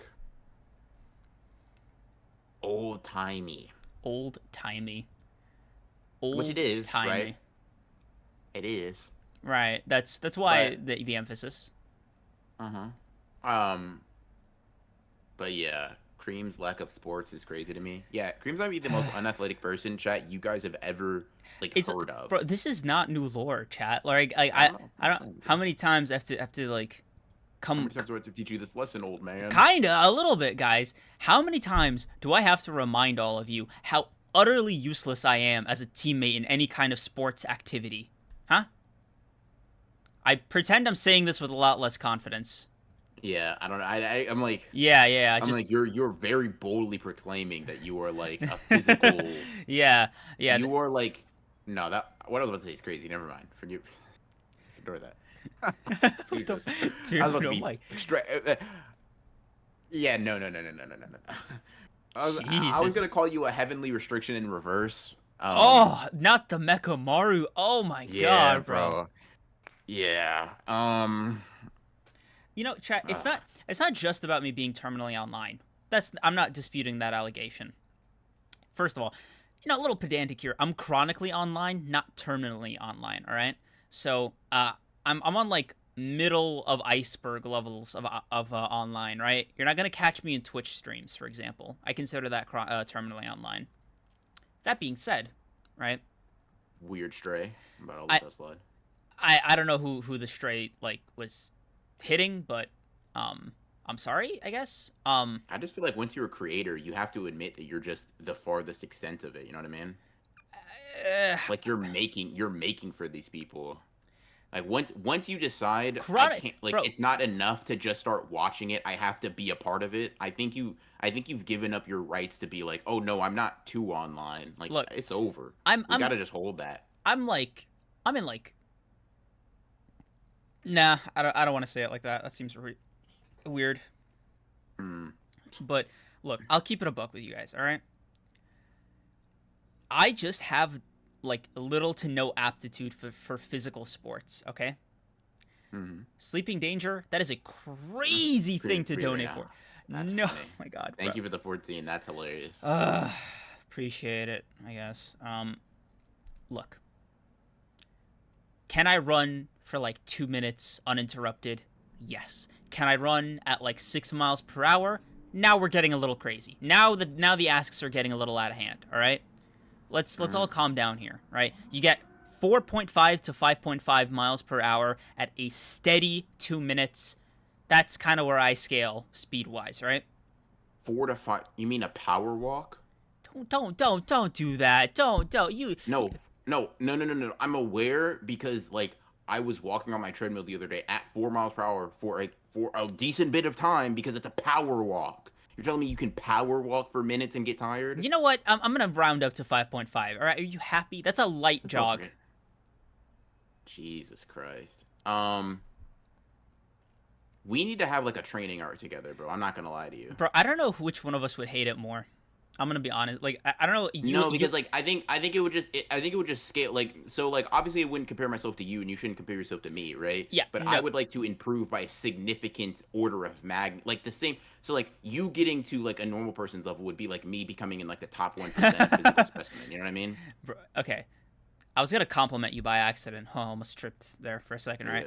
Yeah. Um, Like you work on benching the bar, I'll work on benching like 350 or something. You know what I mean? And that's like an equal improvement. my point is, chat, br. What that would look like is essentially this guy putting on the tracksuit and like coaching me to like what do you call it? Average human level, right? Christ. Average human level is actually ridiculous. Right. I feel like you finishing up like with my training or whatever in this hypothetical project would be the warm up, and then we kind of tag out, and then you start on your real workout. That's kind of what it would be like, right? That's the gap between me and this guy, Hmm. right? It's not quite the Yeah. gap as like us and Bushamo though, right? Which is why I just want to say, Bushamo, if you're hearing this, you're forgiven. We're cool. Yeah, well, Bushama can beat your ass. He can Like our particularly so. our ass. Well, I'm not giving him that. He won't have to actually do it to get that feat from me. But like you canonically, Bushama, just to let you know, you don't want to smoke with me, all right, buddy? So don't come over here, please. Yeah, Yeah. yeah, no, Anywho, I heard right? that. Please, Uh, it has a certain quiver to it. Yeah, no. yeah, no. For It's his just, sake, I don't want to hurt a friend. You know what I mean? yeah, for But his like, sake. yeah, no. You can, For his sake, of course. Yeah, let's just, I can't yeah, have him like that. just, Beginning of series Deku greater than Creams, duh. let me give you guys a good power scale. Right, I am in between beginning of series Deku and 10 months of training Deku. That's where I'm at physically. You're Like, not. like 6 months of training, Shut. bro. I will just say, that's certainly an interesting analysis. Let me tell you, bro. Gym days were the worst. Hated them in school. I think this Oh is, yeah, no, you're weird. yeah, bro. Let me tell you. I think like for the pacer test, I was like, all right, I'm gonna do 2, and then I'm just gonna quit. The thing is, doing 2 for the pacer test is like, it's actually concerningly unfit behavior. You know what I mean? It's more It like okay, I'll put it to you like this, right? The action was so displeasurable that for me, I would rather just have my physical stats or whatever take the hit on paper to just finish the task faster, right? So what I do is, um, I'd speed run like all the fucking activities, still have some minutes in my period left, and I just quietly sneak out of the gym and go to the computer lab. 1 year in middle school, it was like I think eighth grade, I think, was the last year of this pacer test thing, and I was so burnt out of like the anxiety of having it like be looming right on the way and all that. I was like, you know the what? anxiety of Yes, the bro. pacer I was test. up all night. I was like, Listen, no, bro, not the Kreams, let fucking. me put this into perspective. You know what a bear crawl is? Let me finish. So this particular day, I'm like, fuck it, I can't do this. I can't. I need to find some way out of this, right? I could not think of anything. So I pulled my ultimate move. I don't wanna. I just like went to the computer lab, hoped nobody would notice me. They did. After like 20 minutes, the period was half over. My plan was half successful. And then I proceeded to talk no jutsu them until the bell rang, and then I kind of like scurried. I mean, Yeah, bro. Let me tell you, the pacer test thing, right? Low key one of the worst parts of like growing up for dude, me. pacer. Oh my god, Bro, you because are. cause like that shit, like okay, like people in my class would not let that shit go, cause like it was like a fucking power ranking of where you were at, like in the hierarchy, right? And so when it came to like other gym classes or like picking teams for like dodgeball or baseball or whatever, it was like Mhm. I wasn't chosen last for some reason. Like I was never chosen directly last, but I was always like bottom 3, right? More often than not. But it never bothered me as much as like having to play. And for me, I was like, no, I need to suck more because they're still picking me, right? And there's always an even number of people. So dodgeball, let myself get hit. On the bench, easy. I was vibing. The only thing I had to watch out for was strays because it's dodgeball with middle schoolers. And then my plan for baseball did not go so well because it was going to be to like miss the ball or just bunt it and then like quietly go to the bench. People really don't like that when you like people. Let me rephrase. People hate your guts when you strike out in baseball for some reason. Like next to missing a goal in soccer, it is up there with the amount of hostility you get in a particular sport. And they let me have it, dude. They made no secret how annoyed they were with me about that. Uh, Believe it or not, this plan actually worked at some point, and I got excused from gym classes the rest of the year. I was so happy.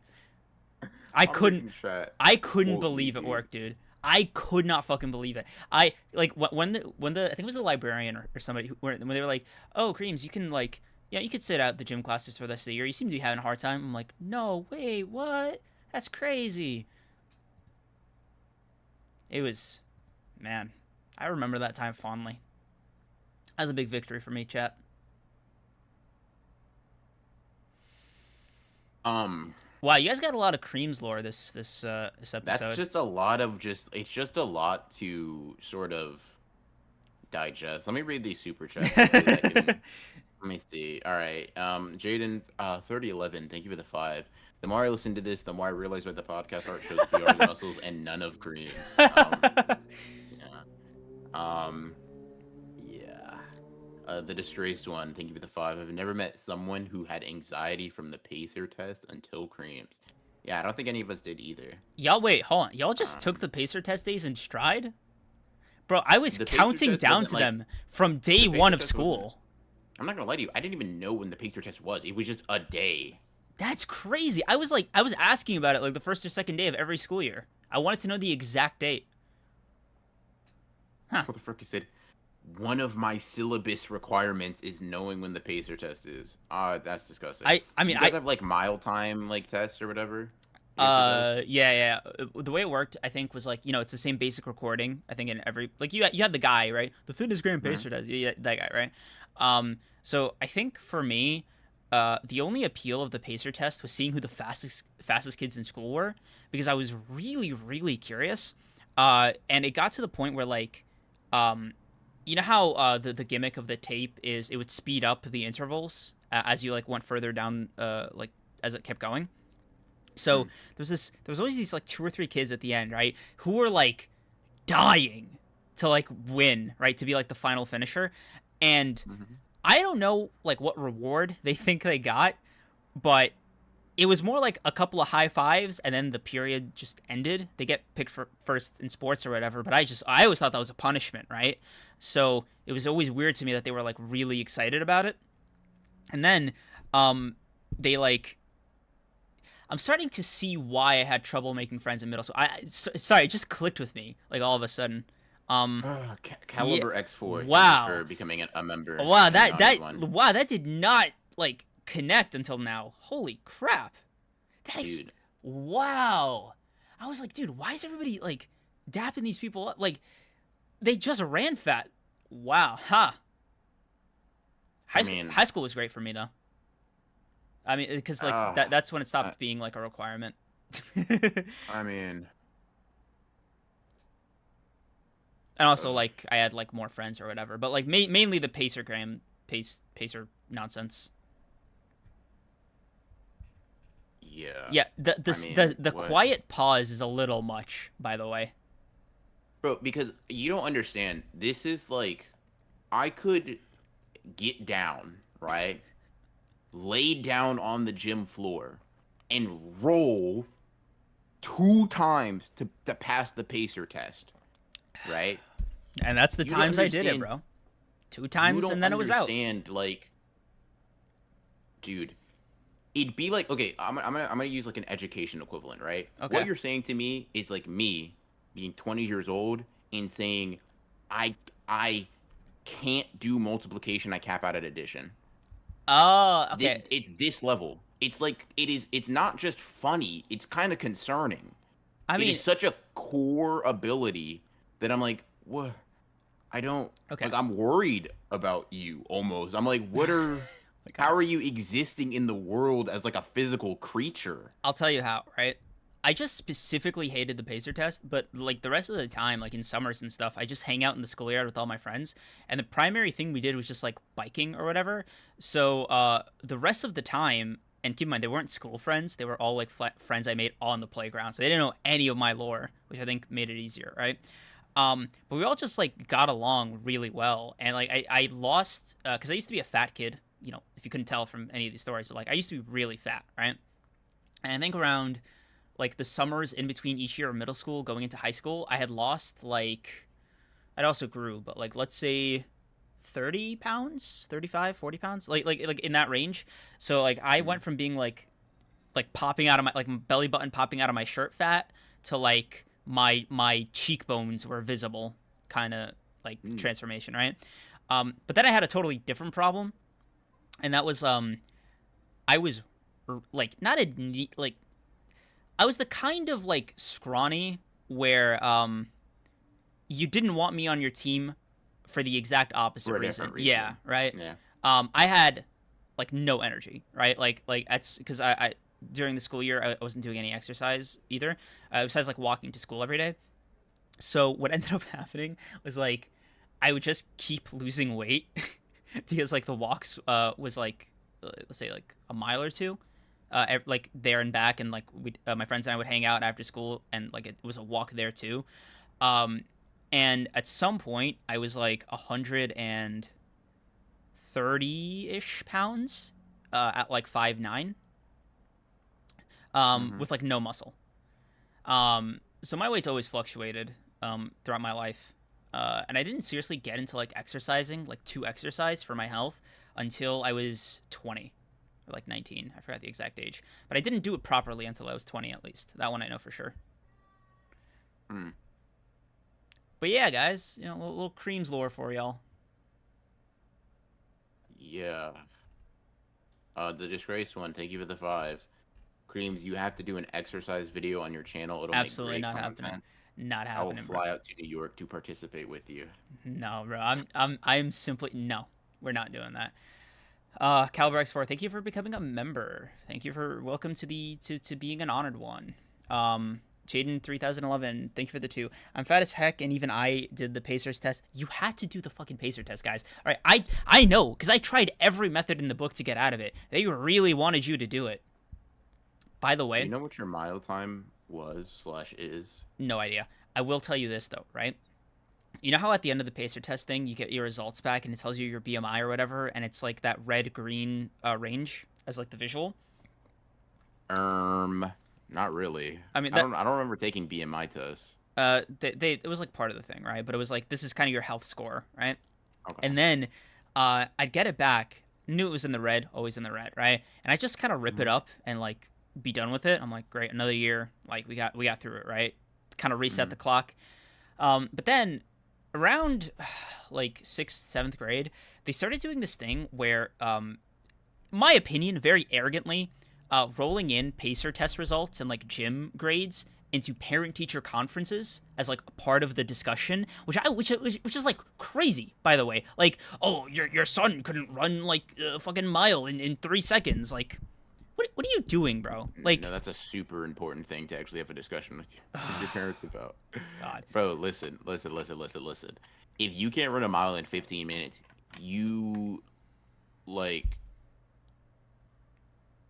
there are some serious health changes that need to be implemented. I'm gonna just be honest. No, I can do the mile in 15. Not you in particular. I'm just saying, I can see the incentive, because there are people that went to my high school that would not finish the mile in like the 15 minutes we were allotted to. You know what I mean? Mm-hmm. And to those people, would be like, no, your parents need to get involved.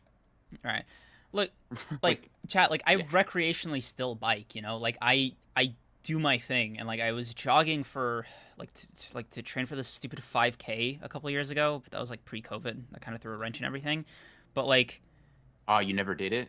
No, because like it got canceled because of COVID. I would have loved to know what your 5K time was. Dude, bro. It was so bad. My friend who was gonna do it with me, he was also like, I guess, my trainer. He had already been jogging like every morning, like for the couple months prior or whatever to us like training for this thing. And I didn't realize like how bad, like how out of shape I was when we started. So I'd get like a solid 2 minutes in of like casual jogging. Like I could do it now like much easier, but like back then, dude, I was almost throwing up. I was like sick, right? And he just lapped me. It was That's nasty. Yeah, That's nice. it was incredibly, yeah. Yeah. Someone asked for like Ronin lore, and I'm just like, Yeah, I don't. they need something more what do you uplifting, want? bro. Yeah. Again, what do you chat, guys want to? What do you guys want to hear? Like, I was like, but I so played basketball. before and, you like, before you say anything, was I just want to clarify, chat. I'm like cool, right? Like there's a reason I'm telling you guys this story in this tone, right? Like these are cool. right. These are not like traumas that I'm like dumping on No, you it's guys. traumatic to hear. I like for like, but for me, it's just like my history or whatever. So I'm very like, I've had my time with it, if that makes sense. Yeah, fair enough. Yeah. I mean, listen. So yeah, it's not meant to be depressing.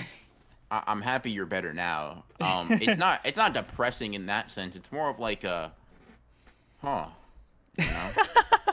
know. We need to hear that you're a normal person. I mean, I just played basketball, was a very like competitive person in an athletic sense. Like, there will be some times where I was super annoying. Like, I was a tryhard in a lot of things. That was probably like the worst trait of mine in regards to like athletic endeavors.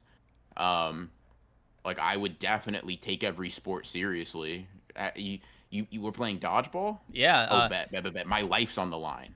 Oh, right? dude, you Your were the life's guy. on the line. You were the guy that made dodgeball terrifying. I will shoot a fucking beamer at somebody. Bro. I'll try to cave their chest in. And best believe, I will do a backflip if I have to avoid that dodgeball. Bro, dodging was the most fun of dodgeball, right?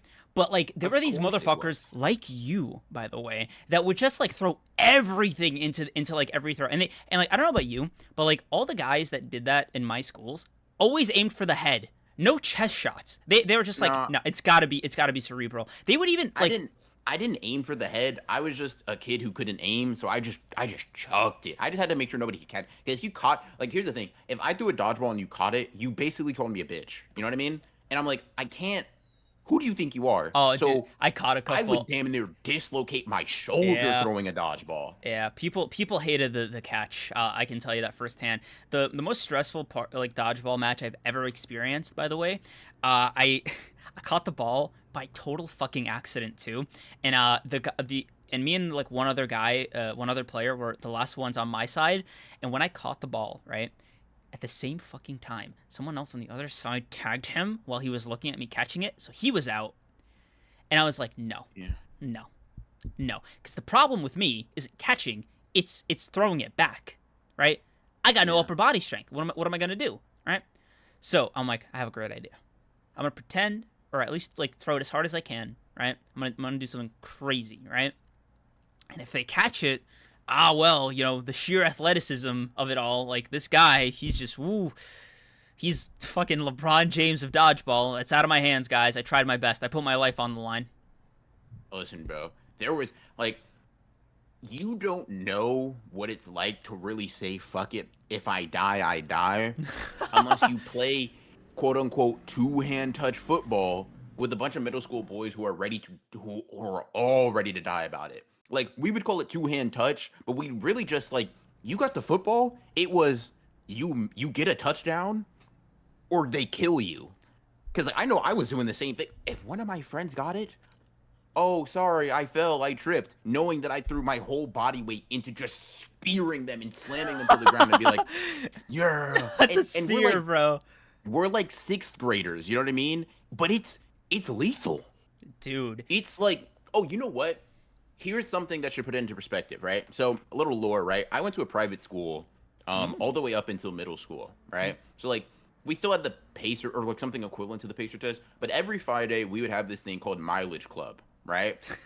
The fuck? So they would give us this card, right? And they had this big ass field. It wasn't like a track or anything, but it was like, if you ran 3 laps around it, that was a mile, right? So every Friday we would get these cards, and they'd be like, all right, cool, run.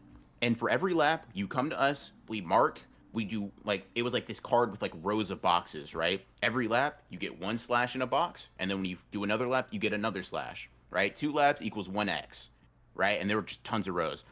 So what we would do every time is just try to fill up those cards as frequently and as quickly as possible. It was just, they just fucking gamified running. And I'm not gonna lie to you, I was suckered into it because I was ready to die about mileage club. I was like, who do you like? I don't like long distance running.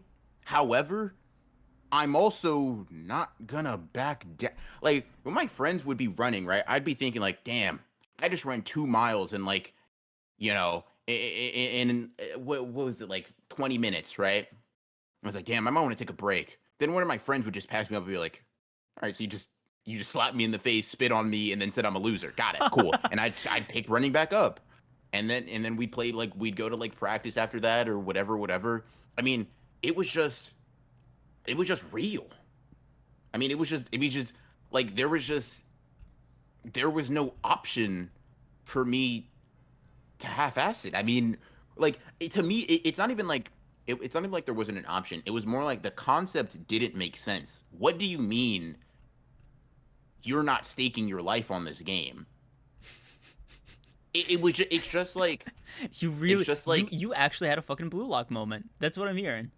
it's just like, even still, right? Like, now as a grown man, Well, you're 20. am Let's not ready go to, crazy. sure, whatever, right? I'm ready to die about these sports. If someone in chat was like, bet I'd beat you in dodgeball, if you're local, I'm bodying you. Insane. We're gonna let's get to a dodgeball tournament. I could got only something for imagine you. what would happen if anybody in chat was like, "Yo, Ronin, us 1v1 on the court." Like, Bro, I might. no. Oh my God. No. I swear to, like, listen, if I lose the first time, right? If I somehow lose, best believe, right? Because I play basketball recreationally, not nearly as much as I did. I don't like practice it with the intention, whatever, right? So I'm not in my well, I'm not in my peak skill wise, right? I'm definitely like physically better, whatever, right? But if anyone, especially anyone that I would come across ever again in my life, beat me, I'm training for 6 months and we're doing a rematch. I promise Not you there have is- an arrival, bro. That's crazy. It's not even a, it's not a, I'm not asking you, right?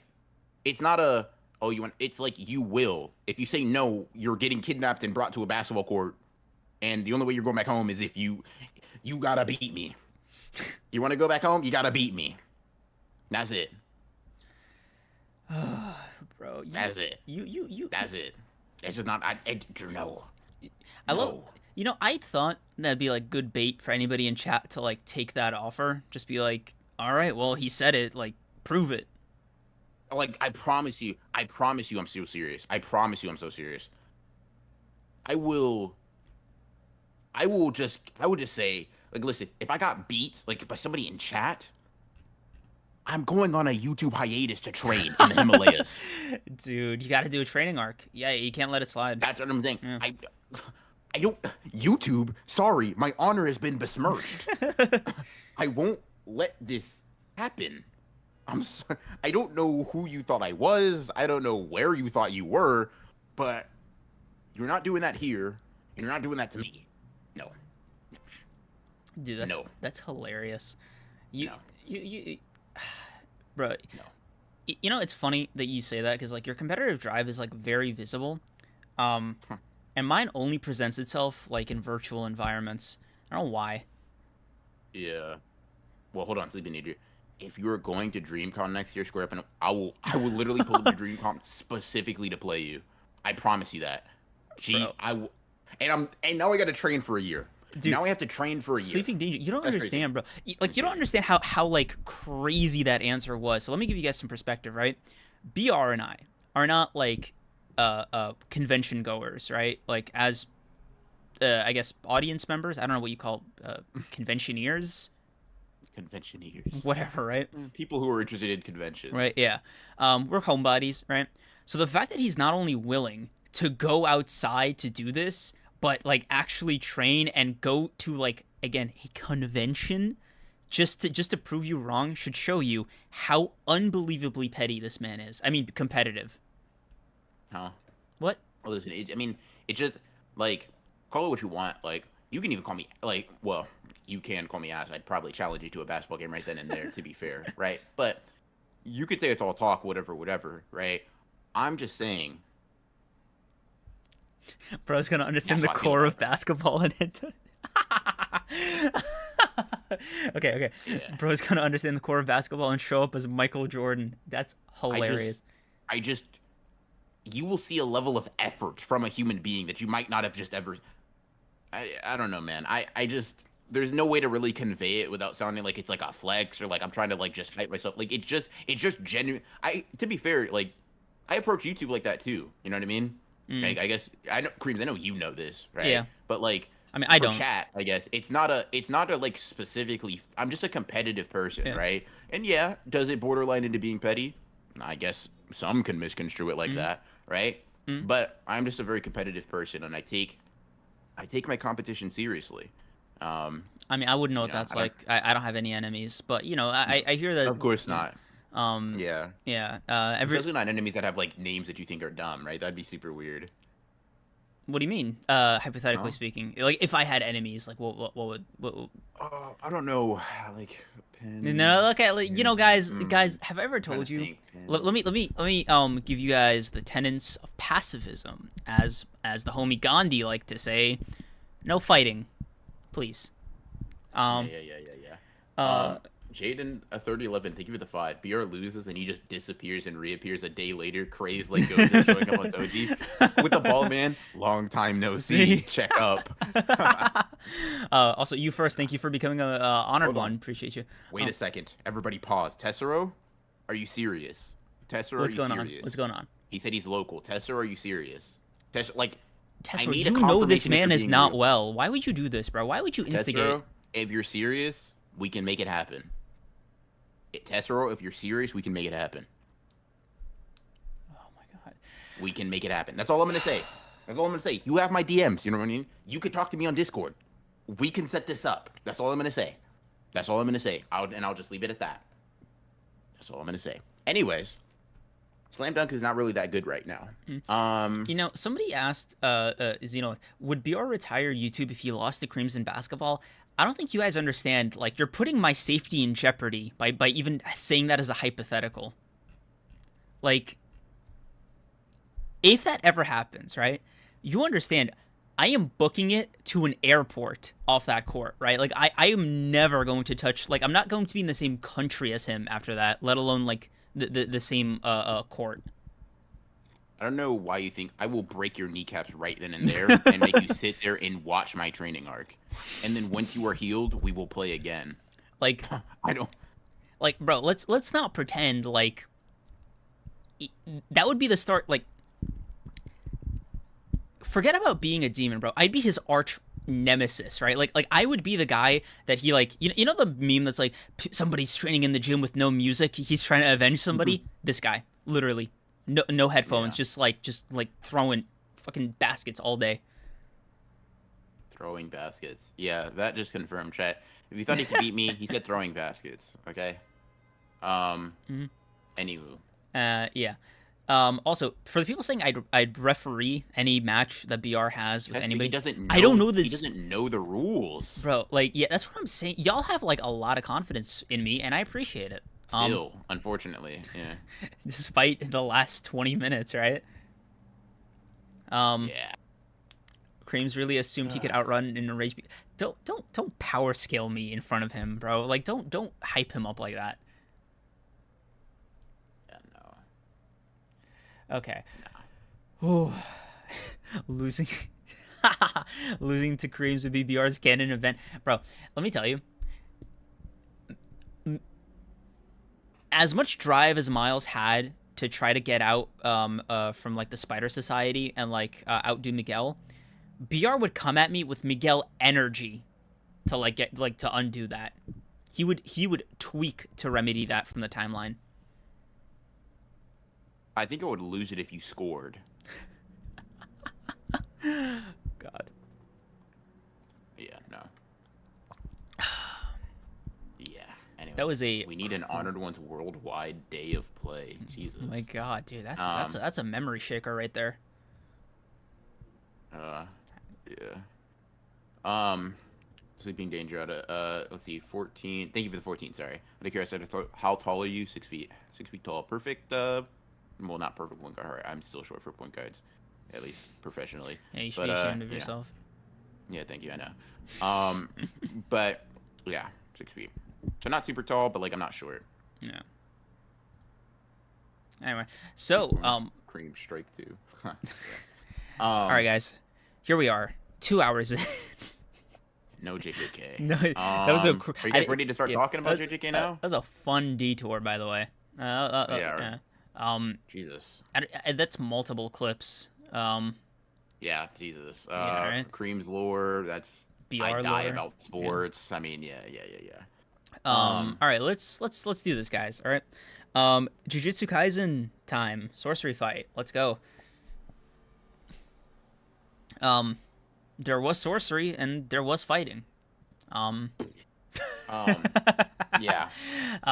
You know, I wanted to see if anybody would like wince, but you did, and that's all I ever really want, bro.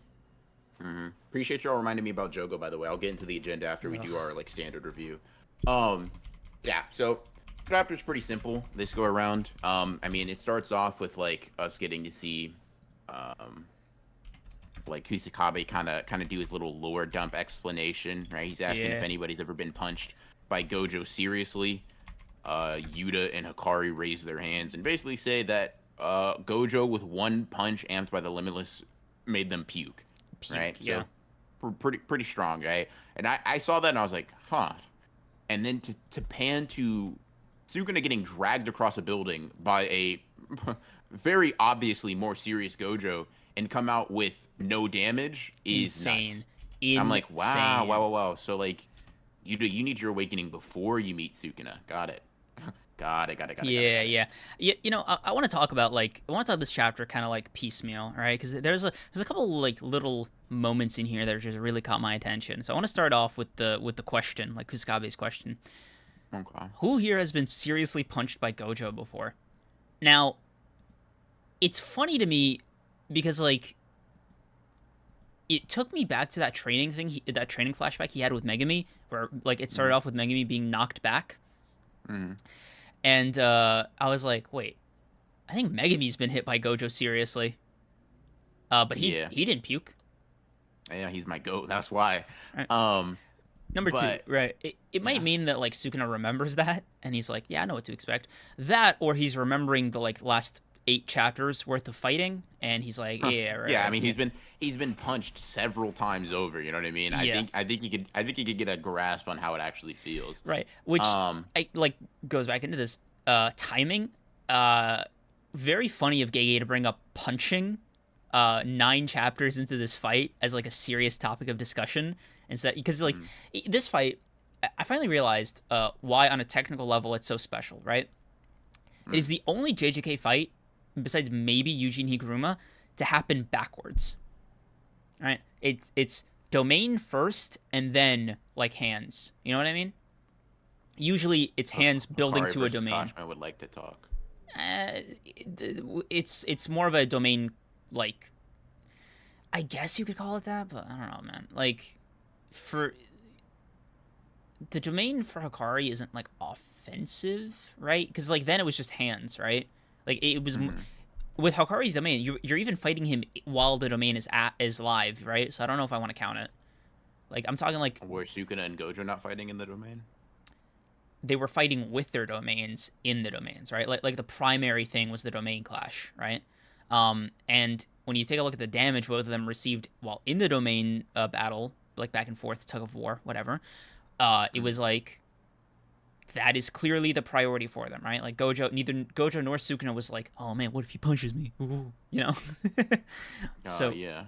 this chapter was like, it was like you really feel like they have expended their best moves on here, um, on the domain clash in the previous couple of chapters, right? So Hmm. now it's almost like, okay, guys, who knows what a punch is, right? And Yeah. then kind of like post hoc like getting into Gojo's specific abilities as far as like being a combatant. Um, it's funny because I think Gege revealed that this is how Gojo fight like punches or whatever. At the start of this fight, I think around the 233, 234, where he's like punching the ground in, right? It was just a visual thing, but it's like, yeah, clearly he wouldn't be punching at like a normal strength, right? If he's just And doing seeing that, into the future, getting 3 chapters ahead of us. No, but I get what you mean. yeah. So yeah, So yeah. I got a question because it was something I saw somebody like kind of offhandedly mention, and I wonder if you had the same interpretation. Mm. Based on Kusakabe's knowledge and him like raising his own hand when asking the question, do you think he's saying like, like Including me, yeah. I I've thought had about that. Gojo hit I've had Gojo hit me too. I thought about it. Um, Here's the thing: in character, it makes perfect sense for Kusakabe to have that experience, and maybe even dare I say, eat the punch, right? I think so. I think he could with But simple domain, yeah, like but it is specifically. just as likely that Kusakabe is just doing this as like a demonstrating how to raise a hand, like, you know what I mean? Possibly so. But I think like that could be the case, and I think I would be fine with that interpretation otherwise. But he seems to have like a very granted he has like knowledge of some other things that he may not have directly experienced himself, but he does seem to like explain it um pretty matter of factly. Yeah. Like yeah, he just uses blue to bring you in, then hits you with a reinforced punch, and it's just like a counter. I mean, but didn't he say that But yeah. like we were kind of at the peak of his knowledge near the end there? It was like, Yeah, he says from this point on, I have no idea what's gonna happen next. yeah. So maybe Which it's makes like, me think like yeah. what he's doing to Sukuna is obviously at a higher level than what he did to Kusakabe.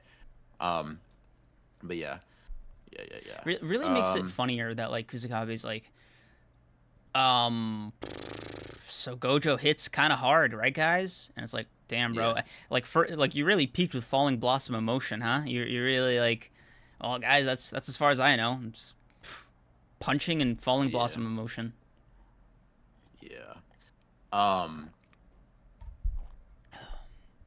yeah. It was that was nuts. And then seeing Nanami come into the story only to downplay himself was also crazy. Like being brought back just to say I'm not shit is wild. for Gege's supposed favorite character. And one of the funny things I wanted to say, like I don't believe this, obviously. But it was just like I was joking when I read this chapter with like Liv and Tessero, but I was like, if Gojo's like regular jabs scaled to Nanami's full power ratio technique abilities, that actually makes him a lot weaker than I thought. And that's just because Nanami can't hurt Dagon or whatever with ratio technique in overtime. I'm like, are you trying to tell me if Gojo just throws out a casual jab, Dagon sinking that? Obviously, I think the context is implying that Gojo's significantly above that or whatever. Duh. But I do think it's just funny based on the way he phrases that to think that like, nah, bro, Dagon's just eating Gojo's basic punches. It's like, all right. Nanami might be hyping himself up a little bit too much here. I mean, for me, the basic takeaway that I think Gege might want people to, take away. Can't believe I repeated that twice. That's insane. But it's just, oh yeah, so that explains what happened with Arame, right? Because like that punch to Arame, like that one left an impression, right? Like that wasn't eating it. That was like being stuffed. So being like stuffed, Jesus Christ. I mean, you saw even after the so. time skip, it's like, man, after a month, this thing still hurts, type shit. Yeah. Yeah. No. Fair. It is fun. Like Nanami coming back to just being like, hey, bro, don't compare yourself to Gojo. For your You'll own be health. a loser. Yeah. I'm like, hey, bro, don't put that on Yuji. Yuji got potential for real. Yuji can cook. He's not like you. You know what I mean? He's got the ability to grow. You know what I mean? You really can't help it, bro. The Nanami hate just oozes out of you. All I'm gonna say is Nanami's been a sorcerer for several years. Yuji's been a sorcerer for several months, and I know which one I think is stronger. Actually, you first brings up a great point. This unironically does make Miguel look way better. Because if he was just eating those punches, like critical hit after critical hit, then it's like Miguel versus Nanami video incoming shot. I don't know if Nanami can survive Miguel's onslaught, like even without Black Whip. Yeah. Where do you scale Miguel, just personally? I don't scale him anywhere. I've not given that character a second thought in terms of actual scaling. Because if you had to, all you can say is he's like durable. He doesn't do anything else. Okay. He's a punching bag for a little bit. You know what I mean? For Gojo, right? Like the problem with him, right, is okay with Black Whip. Obviously, gets a little murky because like that just. Said Black Whip. Stop. It's not the Black Whip though. That's why I'm joking on you. Chat. Clip that. Clip that. Ship it. No. Send it to me right now. Not Send my it to hero. Me right now. Not my hero sabotage. No. Send it to me. It's over. Right now. It's over. Send the clip to me right now. Oh my god. Chat. No. Send the clip over expeditiously, chat. Oh, it's Send over. it over. Oh my god. Send it over. Send it over. I need it immediately, expeditiously, ASAP. That's crazy. No. That's crazy. No. He defaulted to whip, huh? When talking about Miguel. I just meant the move from My Hero Academia. Just the wow, dude. Wow. God. Somebody send that. Somebody send this to me on Twitter, please. Somebody at me on Twitter and send that to me, please. Because this is actually absurd. This is actually truly genuinely absurd. He said, oh, well, Miguel's black. The abilities he's using must be whip-related. That's crazy. Oh, my God. That's not what I meant. That's not what I meant, chat. Please. Send it to me. Chat. I need the clip. Chat. Whoever does it's going to be a hero. Appreciate you. I've made a severe and continuous lapse in judgment. How did Fusi do this, bro? He speedrun his apology. How did Fusi? Are you comparing yourself to the... No, what? Versus a nigga on stream? Bro, what? Who are you comparing yourself to? Who? I couldn't. Who? What's a stream? Yeah. I was wondering because he seemed to be looking up to his ability to get out of that dodgy situation. Yeah, no, that's wild. I'm a little mad I don't have the clip in my DMs. I guess I'll just have to come back and do it myself here. But that's crazy. That's crazy. Anyways, ignoring the fact that Kreams is a raging racist, yes, right? Miguel doesn't scale anywhere outside of durability, so it's hard to say what he does or doesn't do.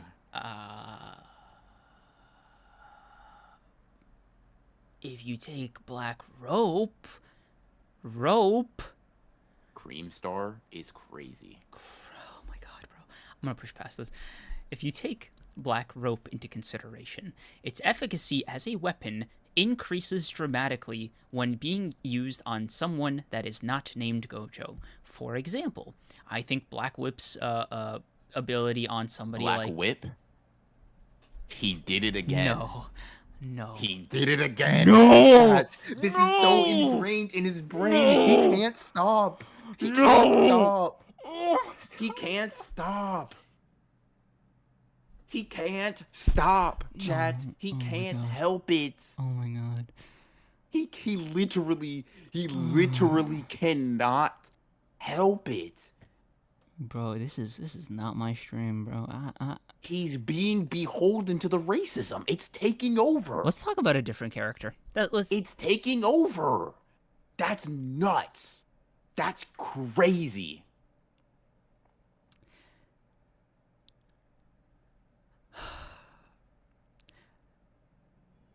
Okay, guys. All I was trying to say is Yuta getting hit by Miguel's cursed weapon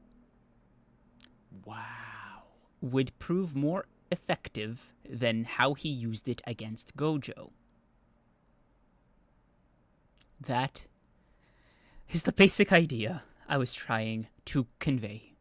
BR, please, it is your turn. Oh my god, bro. Oh my god. Okay, first of all, Jaden, 3011, thank you for the 5. This now makes 4 L's today, Kreams. BR might need to take over the podcast solo for a bit. I appreciate the 5. It's crazy how outdated this donation became. And you obviously followed up with the 2. Make that 5 L's. Thank you very much. This is, I mean, Sleeping Danger, first of all, thank you for the first clip. If you could get that second clip for me. No, I know it's a lot to ask, but I would really appreciate it. Sleeping Danger, if you could. Why? Yeah, hey, Kreams, why don't you ask yourself this, sir, right? Why don't you put your white hoodie away and start reflecting? What made you say it not once, but twice? It's your implicit biases. It's the thoughts that keep you up at night. It's the hatred you have in your heart for my people that makes you this way. And you need to look within, all right? Because this is a real problem. This is a real issue. All right, chat. I need to take like 5 minutes to think and reflect on my actions. I'll be right back. This type of bigotry is just so disgusting. Okay, bro. I gotta go. I gotta go clear my head. I'll be right back. Ugh. I gotta hit the showers, bro. God, man. Chat, can you believe that guy? Oh my god, man.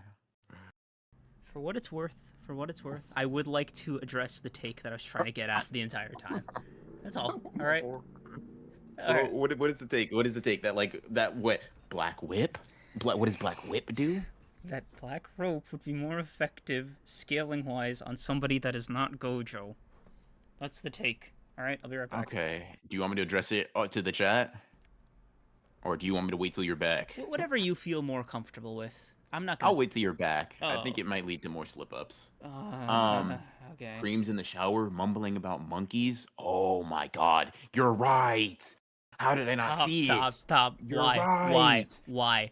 What are we doing here, chat? What are we doing here? What are we doing here? What are we doing Oh here? my god, I'm just noticing Cash Sander. Okay. We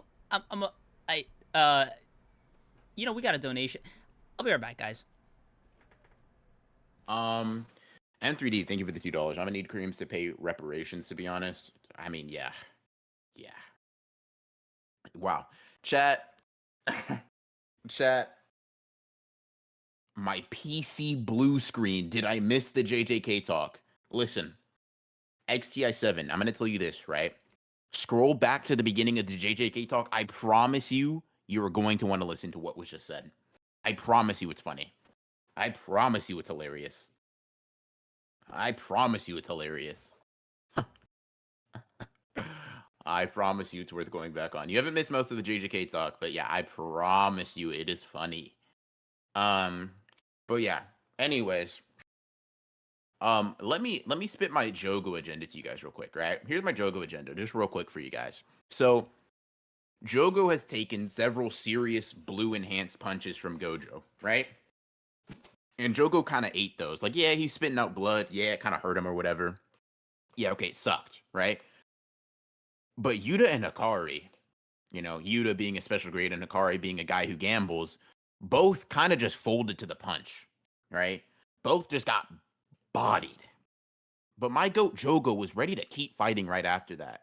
What does that mean? Well, it means Jogo is more durable than Yuta Okotsu, the special grade.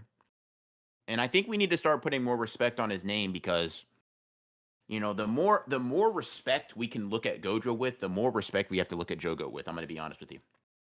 I'm going to be honest with you.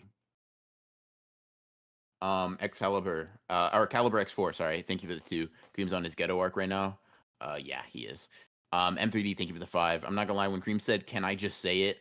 I got real scared. There was no telling what word might have come out of his mouth. Yeah. Jogo's a cursed spirit, right? He can't puke. Prove they don't have stomachs, buddy. That's what I thought. Anyways, I mean, if they got blood, why can't they have stomachs? But yeah, no, a guy that gambles. Why we gotta respect Jogo? Jogo took attacks, right, and he was able to continue fighting.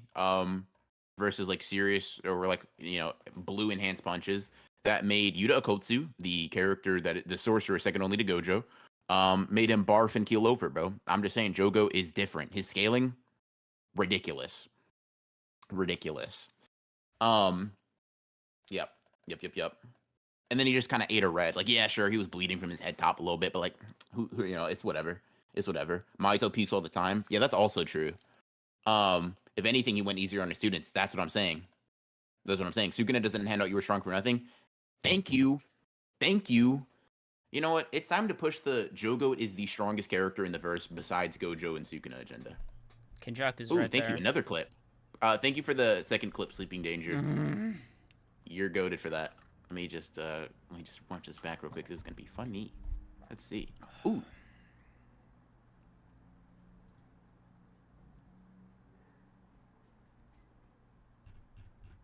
Hi everyone. I'm so tired. Are you tired? Are you really? Jogo versus Toji. Jogo blitzes and one shots that deadbeat. Don't clip that actually, because I might be joking. I don't know how far I want to take this Jogo agenda. We'll see. Nah. But let's see. Basically, Gojo is simply 4th in the verse. Best durability and AP in the verse, I fear. Yeah. Let's see. Where does it say they couldn't fight after? It says it in the manga. Just reread it. It's in the fine print. But yeah, Kreams, hello, you're back.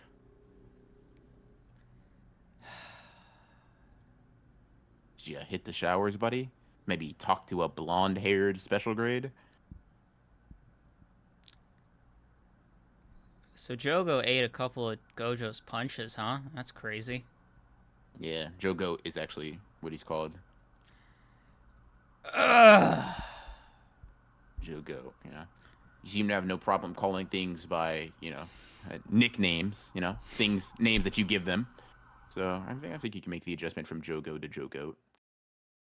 But I don't know. Maybe it's just a little bit more difficult than, changing black rope to black whip. Anyways, yeah, this fight was mainly hands. And chat, I'm not gonna say I told you so, but I told you so that the hand-based combat is cooler than the domain combat. This is not hating on the domains. I really like those battles. They were very fun. But I'm not gonna lie to you. This, along with I think chapter 224, are my favorites when it comes to this fight. Basically exclusively because I think Gege does like out of domain hand-to-hand fights really well, and it makes it really interesting, personally. All right. Gege did said Kenjaku would struggle to absorb Jogo. That's what I'm saying in a 1v1. Okay. So yeah. let's get back into this chapter. All right. Yeah. Gojo greater than Heian era Sukuna? Potentially so. Now, aside from Miguel and his cursed weapon, as Kreams would like to say, You know, what are some things that stand out to you about this chapter? Any new Gojo abilities that you saw? Anything about like Mahoraga that piqued your interest? I mean, there was one new Gojo ability that like I think we should talk about, just Gege being a Mm-hmm. fanboy. But the Mm-hmm. thing that I find slightly more interesting is that Gojo never really landed a decisive blow on Sukuna. Yeah. In very stark contrast to the beginning of this chapter, I was like, all right, the punch is coming, right? Mm-hmm. Kusakabe, Yuta, and Hokari kind of gassing it up. Nothing. Just good. Sukuna's just been dodging, right? Like at best it's casual grappling, but at worst, no, Sukuna's just like deliberately not letting it touch him, which I find hilarious. Like he's doing all Yeah. of this, all for the end to be like, nah, you got to do that 3 more times. Yeah, because the thing. So I was talking about this, right? And I'm glad that like you, even as a Gojo fan, were able to acknowledge nobody really did. Not that they didn't do anything, right? I don't mean to say that in like a negative way, but it's significantly harder to land at like finishing blow on how either of them are right now, right? Like Yeah. Sukuna is able to doesn't do much. Gojo was able to hit Sukuna in the beginning of the chapter. It doesn't do much, right? But like as you can tell, neither of them are really taking all that much damage or even like seemingly losing a bunch of stamina.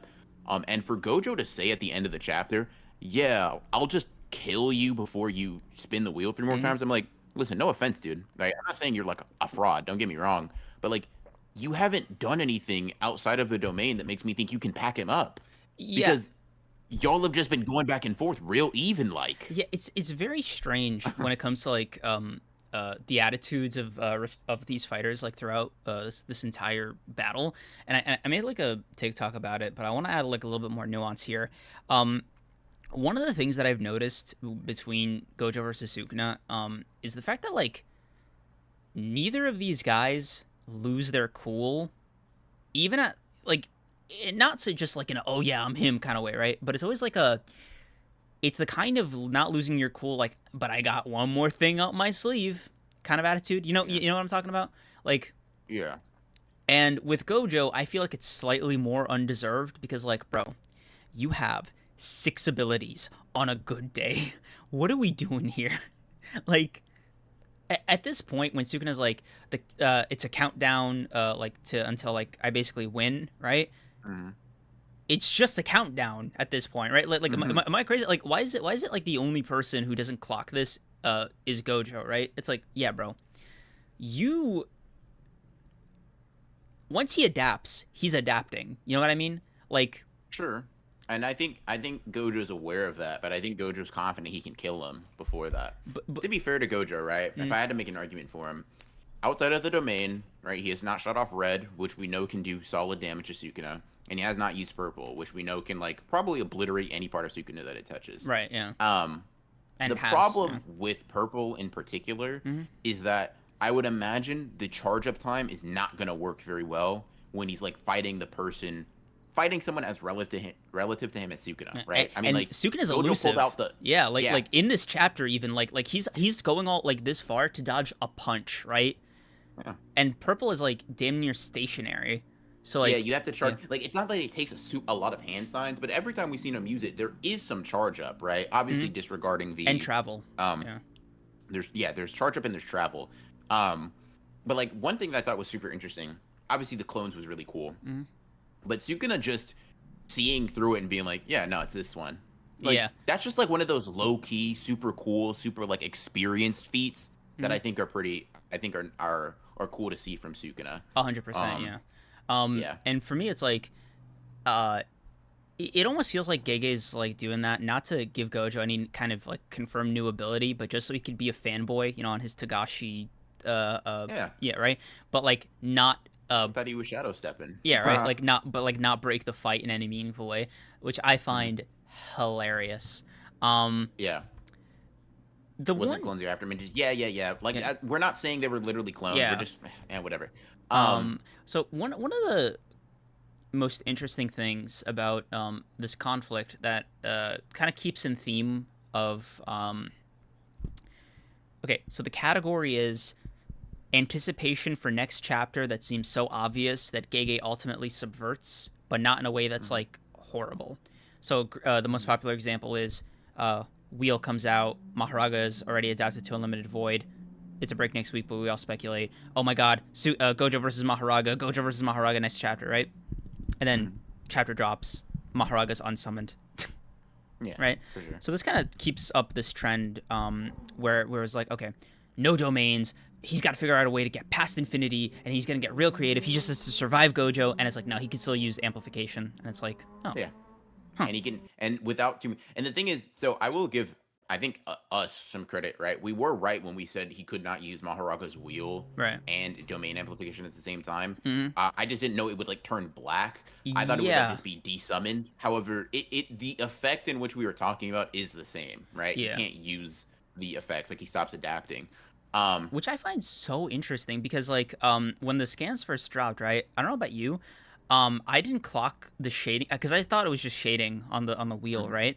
So Yeah. I thought it was a typo for turn back because that made more sense to me, like turn back the other way, right? Got you like reverse. Yeah, because like it makes sense like that. And then when the officials drop, it's like, yeah, it's how did Gojo phrase it? Yeah, it blackens, which I find a very interesting choice by Gege, because he still shows it spinning, right? Like the wheel is turning. Yeah, but the wheel turns after the fact. You know what I mean? Yeah. It's like the adaptation process is halted then, and then he can continue it after he uses domain amplification. Right. But like and what? Also, sorry, go ahead. what triggered the adaptation? Oh no, wait, no. It's prior. No, okay. So I was having this conversation before, right? Okay. Here's the way I view it, right? Gojo, like basically Sukuna. Okay, in every instance we see Mahoraga adapt, the wheel spins after it's had time, basically like processing speed, right? Right, So it has yeah. to be introduced to a stimulus, right? But it also has to have enough time away from that opponent or stimulus to spin, right? If you go back to the chapter, Sukuna's getting hit with the Limitless, right? He's getting thrown around, he's getting crushed with rocks, he's getting attacked by Gojo several times, and he doesn't get to breathe at all until he uses domain amplification and throws Gojo away. Then he's able to reactivate his technique, and the moment in which he has time to actually breathe, it spins. To me, that implies that he had the necessary, you could say, like, information to have the adaptation, but Gojo just essentially wasn't letting him breathe, right? He didn't have room to actually have the wheel spin or like have it like process it all. So after the domain amplification, Gojo has some distance, and Sukuna can actually like let the wheel turn. That's how I interpreted it, at least. Right, yeah. Okay, so I guess if that's the case, then I thought the stimulus would just be like the punch, you know, because of the way it was set up at the beginning of the chapter. So it just seemed like it's infinity more so than blue specifically. Yeah, so Which I was saying this, like, to me, it makes sense that like it takes 4 wheel spins. One, because of the complexity of the Limitless, but two, there's 4 applications of the Limitless curse. right, yeah. But you'd think maybe the processing speed takes a hit when it's not attacked, like getting attacked directly, so the quote unquote need to adapt is less dire. Like for example, because it's passive and used for defense, and Gojo's not like doing it directly, it might be slower. This is just speculation, right? Then if like you remember when Sukuna just slashed it, right? That was just a direct attack, right? Yeah, So for sure. yeah, I guess like I'm wondering what the like are there like sub conditions or whatever? I think I imagine that the conditions, like I imagine that any like lack of speed or adaptability comes directly from the complexity of the technique. So when you're dealing with something like the Limitless, you're probably not going to find a technique more complex or difficult to adapt to than this. And I mean, like, it makes sense, right? Because Kusakabe kind of implies too that it takes more wheel spins because of how difficult it is, right? He's like, you know, doing the impossible is normal for these two. I think that kind of applies to both of them. Like Sukuna being able to adapt to the Limitless at all is impressive, but Gojo making something whose whole hack is adapting, do it 4 different times just to get past it, is also like a proof of just how broken he is. But yeah, another thing I liked about this chapter was just how much fun both of these characters seem to be having. Definitely feeding into my theory more and more, right? But it also is just kind of fun to see 2 characters that are not necessarily reserved in their personality, but a lot of times reserved in terms of like their ability to enjoy fights. seeing them kind of just be excited the whole way through is nice. Like Sukuna and Gojo are smirking at each other when he catches his fist. As Gojo realizes like, oh, I kind of messed up there. Um, Gojo being like, yeah, when Sukuna's like, I'll wipe the smile off your face, just like, yeah, right back at you or whatever. I'm like, oh, this is nice. I want more shit talk, and I want more like cool guy, I'm the strongest back and forth. Which I think the outside of domain talk would have. Now, one possibility that I've kind of floated is that you know how in the Reggie versus Megumi fight, Reggie's like, neither of us have any big moves, so we have to kind of like Scramble, do chip yeah. damage until the other dies, right? Right. And Megumi kind of, he doesn't confirm it, right? He in fact actually doesn't, but he's like, yeah, and then dips, right? Mhm. And then later in the fight, he's like, yeah, I didn't say I didn't have any big moves, and it opens a domain. I'm not saying this is the case, but I could very well imagine someone crafty like Sukuna going along with Gojo's assumption that it takes 4 more wheel Yeah, I spins. was thinking about that too, right? Like Sukuna's devious, and his main I don't know if I should call it an ability, right? It's his main trick is that he doesn't reveal his technique, right? Like Mm-hmm. that's Sukuna's biggest like ace in the hole. Mm-hmm. And I think it's only after Sukuna like starts like divulging his technique, and I mean like fully, like it's not a feint or whatever, that Mm-hmm. it would ever become a thing of like, oh shit, oh shit, Yeah, yeah. because imagine Gojo's like he it's 3 wheel spins total, right? Mm-hmm. Gojo's like, shit, I gotta finish this now, and then he just cut, and he's like, wait. So he was like, I never told you it was 4 wheel spins. You know Mm-hmm. that, right? You said it was. No, I didn't say that was Yeah, true. very Megumi, like just because he'd already be in Yeah, the body. So I thought, yeah, that'd be yeah. That's hilarious. kind of why I drew that connection, Um, of like, haha, you assumed that I never told you you were right. yeah. I mean, Now, does that honestly, necessarily be the case? But it's possible.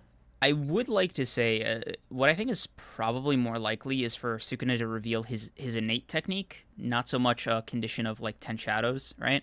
Um, there's like two. Okay, sorry. There's 2 schools of thought, right? That is the Mm-hmm. first one, and the second one is that the 10 shadows has a hollow purple equivalent.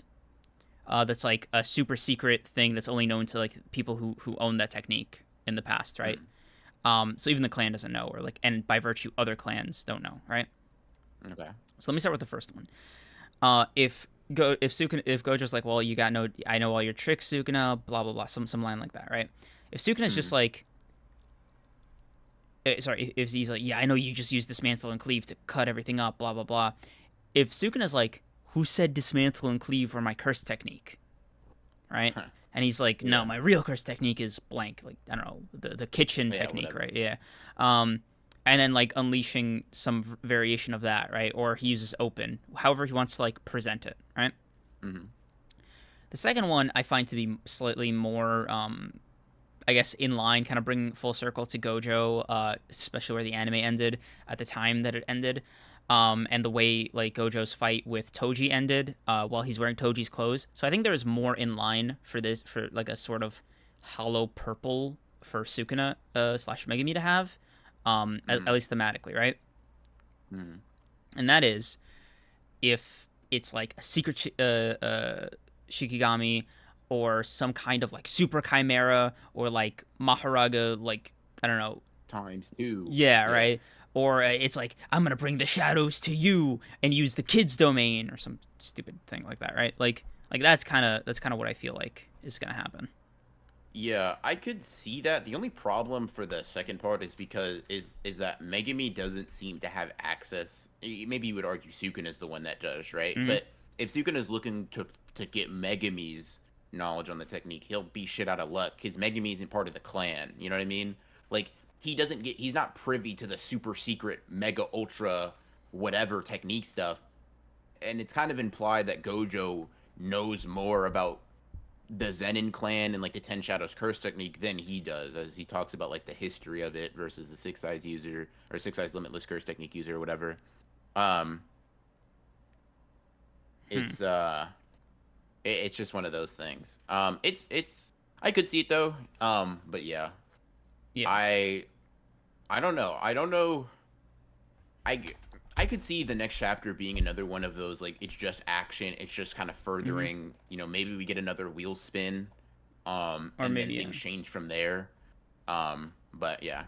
It's funny because like I could feel like one or two more wheel spins taking up the next chapter, just because as stupid as it is, I kind of want Gege to get past 10 chapters of this fight because I think by then it'll officially be the longest fight in the series. If Not 10. You're gonna need 12 to pass up UG versus Mahito. that's it. Was that I forgot? Was that like intercut with other stuff? I'm forgetting the pacing. Not really. Like Nobara joins the fight, I guess, if you want to count that. Yeah. Okay. So let's If say you count, 12, 13 is like a safe thing, right? yeah. So like Gege reaching that number, just hell, the dream is 15, right? That's the goal, right? So I think Gege should just like take his time with this fight. Obviously, he's not in a rush. You know, knock wood. It's fucking Gege, right? But I can definitely see next chapter just being another like step to the fight because the round just started. You know.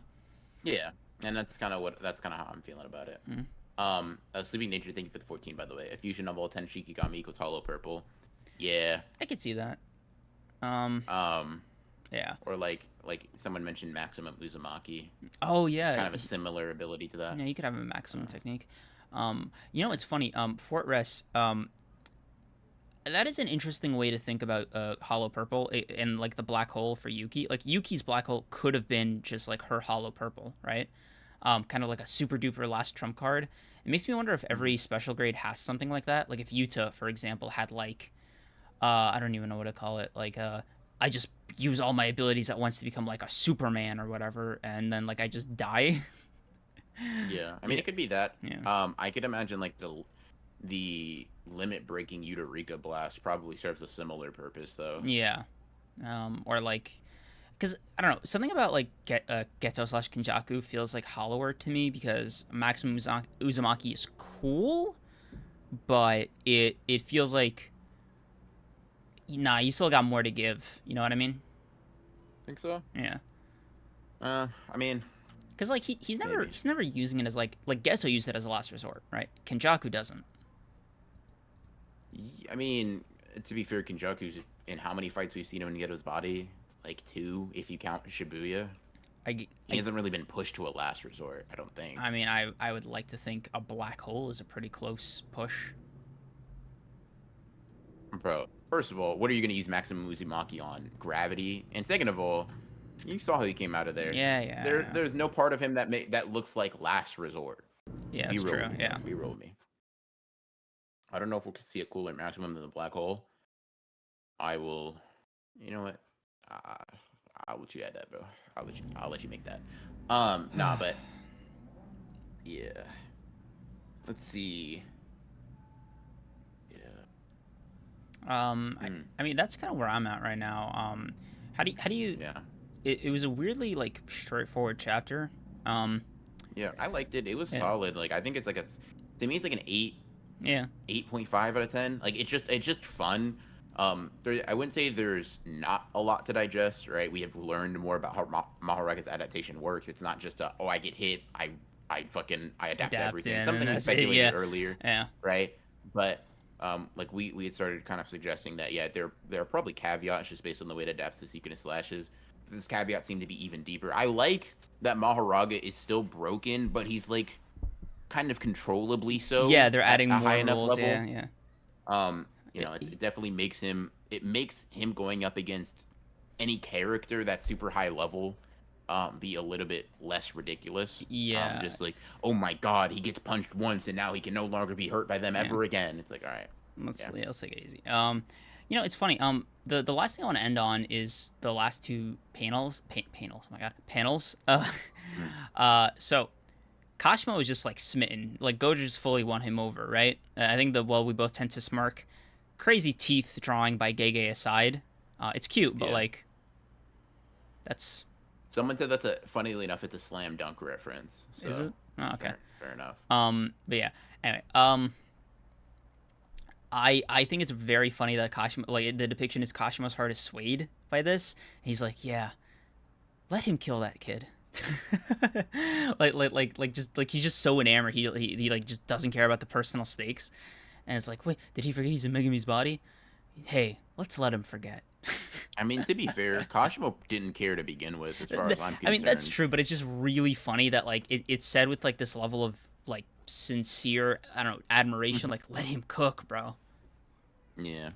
Don't worry, Kashimo's been disciplined. You know, we won't be letting that happen at my program anymore. But yeah, he definitely saw it. He's like, wow, this is elite level cooking. I can't wait to fight one of these guys.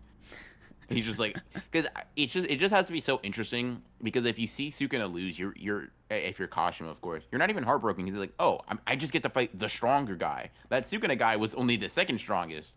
Whew, I'm glad I actually got to watch this fight. I would have wasted my technique on a fraud. Yeah. Or some shit like that. Like, I would have wasted my technique on a guy who didn't deserve it. Yeah, I'm curious. What do you think the utility of domain amplification is outside of specifically fighting Gojo? Like what other like situation does it benefit you? Like, you know what I mean? None, right? It probably benefits you if you're fighting someone like Ghetto, or people that have their techniques out and about constantly. Like, it would be probably useful against Megumi, because if you're eliminating Shikigami from the battlefield, you're probably going to be getting a big boost, or, you know, eliminating Chris Spirits, blah blah blah. Walk me through that again. What do you mean? Like, how does domain amplification get rid of Shikigami? Well, if those are just extensions of the technique, right? It'd be like it just sort of cancels out the technique. You're right. Yeah, you're right. Yeah. Okay. Yeah. Now, granted, it's most useful, at least from what we've seen, against Gojo, because it allows you to go to fight someone that is untouchable. But yeah, I do think it would be useful. Don't you mean involitable? Yeah. It was stated domain amplifications can neutralize domains in the fan book. I'm gonna have to check that out. Inviolate. But Inviolatable. Wow, that's quite a word. Yeah. I just want to give a shout out to the guy who translates the official scans for JJK. I don't know if they read a thesaurus before translating, but this chapter was hilarious. Yeah, I will say I think I liked the scans more, but it's whatever. M3, thank you for the 5. I think this fully confirms Mahoraga will adapt to dead-ass any phenomena given enough time, which puts any fight against him on a time slot. I mean, sure, but I think the sentiment with this fight is like anybody at special grade level, or at least Gojo level, if you want to call it that, or even Sukuna level, because he also fought Mahoraga before, doesn't really care too much about Mahoraga's involvement. It's more of a, yeah, I can kill them like at the beginning, so as long as I'm not dumb enough to let the fight drag on, then it's fine, right? That being said, I think this is also a situation where you find yourself thinking, okay, realistically, whoever is like, no, I need to summon Mahoraga, like whatever 10 Shadows user that might be, not even Megumi, right? Any of them, they're probably using Mahoraga in the same way Megumi does, as like a last resort. So for them, it's like, yeah, my only problem now is Mahoraga, right? Like the summoner or whatever is of no concern to me if I've already pushed them this far. So the second I get rid of this thing, it's like lights out, you know? GG. Yeah. Yeah. So, solid chapter. Solid episode, to be honest with you. That was all over the place. Yeah, this might be a all-star honored ones episode. I think somebody said it like that. I forgot how they phrased it though. Definitely has all the components of a great one. Yeah. You know, it's funny. I've had this idea for a while, but like my only hesitation is I don't think either of us would remember like an honored ones episode tier list as after we get like to 100. Yeah, right. I have no idea. I would be like, I'll remember that time we talked about that one thing, but I wouldn't be able to tell you what episode it is. I'll tell you right now, like the 2 episodes that I think would immediately be an S tier off the top of my head would just be the 50th and the 12-hour one. It's just Kashimo. Probably. Yeah. Yeah. But those like left a very personal impression, right?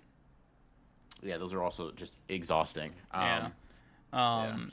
I mean, you'd have to give like at least the Maki one, because it's our most viewed one, like A tier at the very least. I don't know about that. I don't know if I'm ranking based on popularity, buddy. Ah, I'm a we could- quality over quantity type of guy myself. Yeah, we get it. Yeah, but we maybe could do that possibly, but then I'd require me to like watch all those back and like. I think about most we of them are did. timestamped. Yeah. God, dude. But yeah, Uh, 12-hour stream is special. Yeah, Yeah. Hall of Fame level fucking riffing. But yeah, fun episode. You know, I think the main thing I'm looking forward to, moving forward because, you know, is Slam Dunk getting better? Yeah. There's gonna be a break week next week. We don't. Do we know if it's also Shonen Magazine or is it just Weekly Shonen Jump? As far as I know, it's only Weekly Shonen Jump, but I also don't have like an app like Viz to tell me Yeah. if Blue X went on break. Unfortunately. Same. Yeah. And also I think their actual app doesn't even have one of those, so it's gonna be annoying. Yeah. So yeah, It doesn't say underneath it. I don't think that like it's going on break next week, but you never know. You never know. But yeah, In any case, though, you know you can expect Slam Dunk book club talk and probably some other interesting, you know, premise for next week's stream. Obviously, yeah, and I mean, thank you guys for everybody that came out and showed your support. All the people that became members, all the Appreciate current you. members, all the people that donated, and everybody that just showed up and chilled and streamed with us. So we appreciate you. Thank you guys. appreciate you. Thanks for coming out, and just to really celebrate. Oh, it hasn't updated for me, but borrow emojis in chat, guys. We will see you.